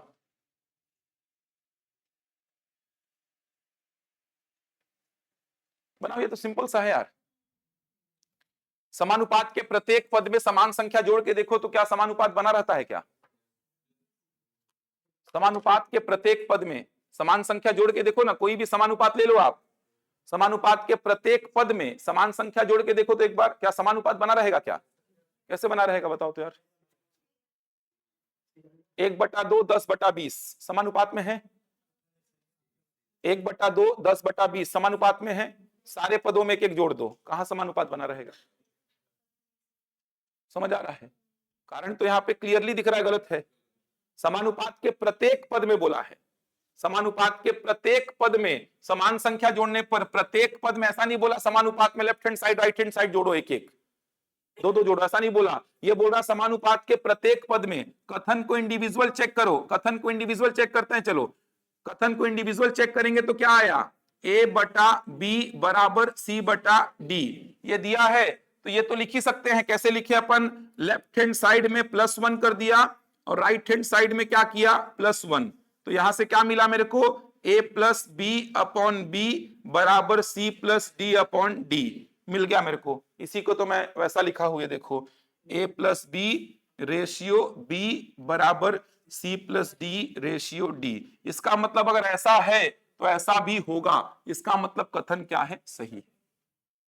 अब कारण में आ जाते हैं। कारण में थोड़ा सा ट्विस्ट किया है, समानुपात के प्रत्येक पद में, ये देखो समानुपात के प्रत्येक पद में, जैसे एग्जाम्पल के लिए समानुपात ले लेता हूं मैं 2/3, इधर पे क्या ले लिया 4/6, समानुपात तो है। जैसे 5/10 ले लिया, इधर पे क्या ले लिया 1/2। प्रत्येक पद में जोड़ो तो कुछ, चलो जोड़ो, प्रत्येक पद में जोड़ो कुछ, जो भी जोड़ना है प्रत्येक पद में कुछ भी जोड़ो, क्या समानुपात बना रहेगा। आप ऐसा जोड़ के देखो, चलो एक जोड़ लेते हैं, ऐसा जोड़ के देखो, चलो ऐसा जोड़ के देखो, ऐसा जोड़ के देखा मैं, ऐसा जोड़ के देखा, चलो ऐसा जोड़ा तो ये क्या बन गया 3/4, ये क्या बन गया 5/7। समानुपात कहां बना हुआ है। या फिर आप ऐसा भी जोड़ के देख लो, ऐसा भी जोड़ के देख लो, आप ऐसा जोड़ के देख लो, ऐसा जोड़ के देखो। लेकिन ऐसा जोड़ने में आप यहां पे ध्यान रखिएगा, ऐसा जोड़ने की बात करेगा ना तो यहां पर लेफ्ट हैंड साइड और राइट हैंड साइड में जोड़ने की बात कर रहा है। ये ट्विस्ट थोड़ा सा था इस प्रश्न में। ये प्रश्न को आप देखोगे तो बोला क्या है, प्रत्येक पद में, प्रत्येक पद का मतलब समानुपात में। ये देखिए इसमें इसमें इसमें इसमें दोनों साइड अगर ऐसा जोड़ते ना तो फर्क नहीं पड़ता। ये देखो दोनों साइड अगर ऐसा जोड़ते तो फर्क नहीं पड़ता, समानुपात बना रहता है। देखो ना क्या बनेगा, ये 5/3 और ये क्या बनेगा 10/6, समानुपात बने रहेगा। समझ आ रहा है। लेकिन प्रत्येक पद में जोड़ने बोल रहा है, समानुपात के प्रत्येक पद में, समानुपात में दोनों साइड अगर जोड़ने बोलता समान संख्या को तो समानुपात बना रहता। समानुपात के प्रत्येक पद में जोड़ने बोल रहा है तो समानुपात के प्रत्येक पद में समान संख्या जोड़ो, तो समानुपात के प्रत्येक पद में देख लीजिए, ये समानुपात में था, प्रत्येक पद में एक एक जोड़ा, ये देखिए तो समानुपात बना हुआ है क्या, नहीं, बिगड़ गया है। यहां पे चलो दो दो जोड़ दो दोनों साइड, ये देखिए ऐसा प्रत्येक पद में दो दो जोड़ो, ये देखिए तो ये क्या बन गया 7, ये क्या बन गया 12, ये क्या बन गया 3, ये क्या बन गया 4। इसका मतलब दूसरा ये जो स्टेटमेंट है ये कारण ही है, ये क्या है, गलत है। समझ पा रहे हैं। समानुपात के प्रत्येक पद में समान संख्या जोड़ने पर समानुपात बिगड़ेगा, समानुपात के प्रत्येक पद में समान संख्या घटाने पर समानुपात बिगड़ेगा, समानुपात के प्रत्येक पद को समान संख्या से गुणा करने पर समानुपात नहीं बिगड़ेगा, समानुपात के प्रत्येक पद को समान संख्या से भाग देने पर समानुपात नहीं बिगड़ेगा। समझ पा रहे हैं, एकदम व्यवहारिक चीज है, इसको करके देख लिया करो, इसको करके देख लो। हाँ अनुपात में, समानुपात के दोनों अनुपातों को समान संख्या जोड़ दो घटा दो तो समानुपात नहीं बिगड़ेगा। समानुपात के दोनों अनुपात में प्रत्येक पद का मतलब क्या हो गया, जैसे यहां पर मैं लिया 5, यहां पर लिया 10, यहां पर लिया मान लो 10, यहां पर 20, ये समानुपात में है। ये देखो 1/2 और ये भी कितना है 1/2, ये 1/2 है और ये भी क्या है 1/2, तो ये 1/2 और ये भी 1/2। अब आप देखेंगे कि दोनों साइड चलो अपने मन से कुछ भी जोड़ दो, एक ही जोड़ दो, यहां भी एक जोड़ दो, यहां एक जोड़ दो और यहां भी एक जोड़ दो, ये देखिए तो ये बन गया 6/11, ये क्या बन गया 11/21, ये देखिए बदल गया। समझ आ रहा है, चेंज हो जा रहा है। समानुपात कहाँ रहा, समानुपात नहीं बना हुआ है, समानुपात बिगड़ गया है। घटा के देख लो, ये समानुपात में है ऑलरेडी, ये देखिए ये समानुपात में ऑलरेडी है, सब में एक एक घटा दो, प्रत्येक पद में एक एक घटा दो, तो ये बन गया कितना 4/9, ये बन गया 9/21। समानुपात कहाँ बना है, बिगड़ गया है। गुणा करने पर बिगड़ेगा नहीं, देखो गुणा किया समान संख्या से 5 × 2, 10 × 2, 10 × 2, 20 × 2, ये देखो नहीं बिगड़ेगा। आप गुणा कर लो कितना बन जाएगा 10/20, यहाँ पे कितना 20/40 वही आएगा। देखो 1/2 और यहाँ भी कितना आएगा 1/2। जोड़ने और घटाने पर समानुपात नहीं बना रहेगा, बिगड़ जाएगा। गुणा और भाग करने पर समानुपात बना रहेगा। समझ पा रहे हैं। तो यहां पर तो आंसर सिंपल सा हो गया, कथन सही है और कारण क्या है, गलत। ऐसे प्रश्नों में दिक्कत नहीं आएगी। तो यहां पर कथन सही है और कारण गलत है। नोट करो यहां तक।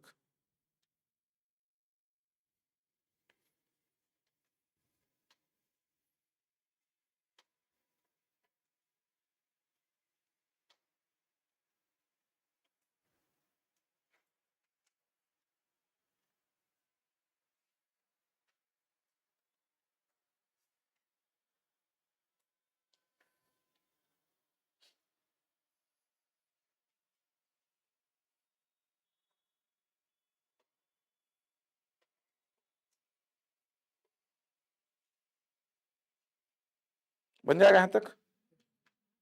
थोड़ा दिक्कत वहीं आएगा व्याख्या वाला में। तो व्याख्या वाला में याद रखिएगा कि कारण का अगर अपन उपयोग करके कथन का उत्तर निकाल ले रहे हैं, कोई न्यूमेरिकल प्रॉब्लम की आवश्यकता ही नहीं पड़ी मेरे को, समझ आ रहा है? अपन कारण का उपयोग किए और कथन का उत्तर सीधे सीधे बता दिए, तो वहां पर कारण जो है व्याख्या करेगा। अब कथन में कोई न्यूमेरिकल प्रॉब्लम है और कारण एक जनरल बातचीत बता रहा है आपको, उस कारण से कथन के उत्तर तक अपन नहीं पहुंच रहे हैं, उस कथन के उत्तर तक पहुंचने के लिए अपन को पूरा का पूरा कैलकुलेशन एनालिसिस करना पड़ रहा है, तो वहां पर व्याख्या नहीं करेगा। यह समझना है आपको।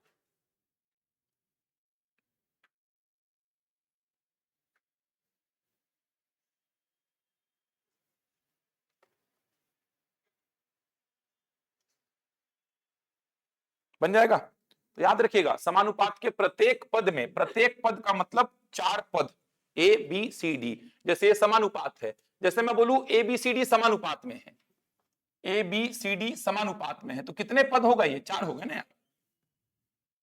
अरे याद करो ना यार, आप ऐसे प्रश्न किए हैं, समानुपात के प्रत्येक पद में समान संख्या जोड़ने पर कभी कभी समानुपात बना रहेगा, हमेशा नहीं बना रहेगा। याद करो ना, वो प्रश्न किए हैं अपन समानुपात में, ऐसे प्रश्न, इन चारों में क्या जोड़ें जिससे प्राप्त संख्याएं समानुपात में हो। समझ आ रहा है? तो ऐसा कोई नंबर सोच सकते हैं, ऐसा नहीं कि हमेशा नहीं रहेगा, कभी कभार ऐसा कुछ नंबर अपन सोच सकते हैं। अगर समानुपात की बात करूं मैं, तो ये 4 पद हैं, ये 4 पद हैं, ये चारों अगर समानुपात में हैं, ये चारों अगर समानुपात में है, इसका मतलब a बटा b बराबर क्या? c बटा d। ऐसा ये 4 पद समानुपात के कितने पद हो गए? 4। ये चारों पद समानुपात में है, मतलब ऐसा बोलोगे आप। अब इन चारों में आप कुछ भी जोड़ोगे तो ऑब्वियस सी बात है समानुपात जो है वो बिगड़ेगा ही। इसमें कुछ भी जोड़ोगे तो समानुपात तो बिगड़ेगा ही। यहां से समझ में नहीं आता, इसीलिए अपन ऐसे एग्जांपल्स लेके देख लेते हैं कि इन चारों पदों में एक एक जोड़ दो सर, इन चारों पदों में एक एक जोड़ोगे तो समानुपात तो बिगड़ गया सर। ये बन गया 6/11, ये बन गया 2/3। ये कहां समानुपात में है? नहीं है सर। घटाने पर भी समानुपात बिगड़ेगा, गुणा करने पर समानुपात नहीं बिगड़ेगा, भाग देने पर समानुपात नहीं बिगड़ेगा। तो समानुपात के प्रत्येक पद में समान संख्या जोड़ेंगे तो समानुपात बिगड़ेगा, नहीं बना रहेगा। इसीलिए कारण क्या है? गलत है। बन जाएगा? यहां तक रखते हैं, देखेंगे कुछ और प्रश्न आगे जाके। प्रैक्टिस शीट ले लीजिएगा, कथन कारण का एक अलग से प्रैक्टिस शीट दूंगा, प्रैक्टिस कराऊंगा हर चैप्टर में। अभी तो बहुत ज्यादा नहीं हुआ है, थोड़ा अभी समय लग रहा है समझाने में, क्योंकि नए नए प्रश्न लग रहे हैं आप लोग को। ये 2-4 चैप्टर में प्रैक्टिस हो जाएगी तो गणित में आपको समझ में आने लगेगा कहां पे कारण व्याख्या करता है, कहां पे नहीं करता है। ये प्रश्न समझ आया था? ये वाला, ये जो था इससे पहले वाला, ये इससे पहले का जो प्रश्न था, ये वाले में थोड़ा सा समझना था आपको। ये वाला समझ आया था ना कि समानुपात और योग समान है तो गारंटीड पद समान होंगे ही, मतलब ये हर जगह पे लागू होगा। मतलब केवल इसको पढ़ करके मैं सीधे सीधे बोल सकता हूं कि ये कथन क्या है? सही है। केवल इसको पढ़ करके, मतलब इस कारण को केवल पढ़ करके समझ करके मैं बोल सकता हूं कि कथन क्या है? सही है। मतलब इस कारण को पढ़े और कथन का उत्तर मिल गया, इसका मतलब ये कारण क्या है? कथन की व्याख्या है। क्लियर हो पा रहा है? आप कैलकुलेशन किए, लेकिन बिना कैलकुलेशन के भी बोल सकते थे, क्योंकि और कोई पॉसिबिलिटी संभव ही नहीं है। अगर इसको भी सेटिस्फाइड करना है, इसको भी सेटिस्फाइड करना है, तो ए और सी को बराबर होना पड़ेगा, बी और डी को बराबर होना पड़ेगा। मतलब अनुपात, मतलब सॉरी, समानुपात और योग क्या है? समान है। तो फिर आपको पदों को बराबर करना ही होगा, तभी दोनों समीकरण बैलेंस होंगे, तभी दोनों समीकरण संतुष्ट होंगे। पढ़ गया यहां तक? प्रैक्टिस शीट ले लीजिएगा नीचे। कथन कारण के आगे और प्रश्न करेंगे अपन, समय समय पर कथन कारण के प्रश्नों को करेंगे। थोड़ा मोड़ा भी प्रैक्टिस हो जाएगा, हर चैप्टर में 5, 7, 10 प्रश्नों का प्रैक्टिस हो जाएगा तो आराम से बनने लगेगा आपसे। ये शुरुआत हुई है, आगे चल के अनुपात समानुपात के बाद जो चैप्टर चालू होगा उसमें भी कथन कारण के प्रश्नों को करेंगे। खोजेंगे तो नहीं मिलेगा, मैं आपको देते रहूंगा क्वेश्चंस। ये प्रश्न खोजने से भी नहीं मिलेंगे आपको, क्योंकि यूट्यूब में आप खोजेंगे नहीं मिलेगा, गूगल में सर्च करेंगे वहां भी नहीं मिलेगा। तो समय खराब नहीं करेंगे, मैं क्वेश्चन निकाल लिया हूँ आधे चैप्टर के, वो मैं आपको देते रहूंगा। तो प्रैक्टिस शीट फिर से दूंगा जिसमें कथन कारण सही जोड़ी मिलाने वाले प्रश्न और जो कूट आधारित प्रश्न होते हैं कि 3-4 स्टेटमेंट देकर के बोलेगा कौन सही कौन गलत, वो वाले प्रश्नों को भी शामिल किया हूं मैं। तो एक प्रैक्टिस शीट अलग से मिलेगा इस चैप्टर का, जिसमें आपका यही सब प्रश्न होगा। केवल इसी को मत पढ़ने लगना, पूरा पढ़ना, किसी भरोसा कुछ नहीं है कब क्या आने वाला है एग्जाम में। तो एकदम ऐसा नहीं कि कथन कारण के प्रश्नों पे ही पूरा जान झोंक दिए हो, उधर सब बोल हो गया है आपका, ऐसा मत करना। बाकी कथन कारण में फायदा ये रहता है कि प्रश्नों की तैयारी तो होती ही रहती है, क्योंकि इसमें इंडिविजुअल तौर पे दोनों को चेक करते हैं, तो दो दो प्रश्न आपके लिए समाहित हो जाते हैं। बन जाएगा ना? समझ में तो आ रहा है कि थोड़ा बन जाएगा, थोड़ा मोड़ा और थोड़ा चीजों को समझना पड़ेगा, प्रैक्टिस थोड़ा और लगेगा, तो प्रैक्टिस करेंगे आ जाएगा।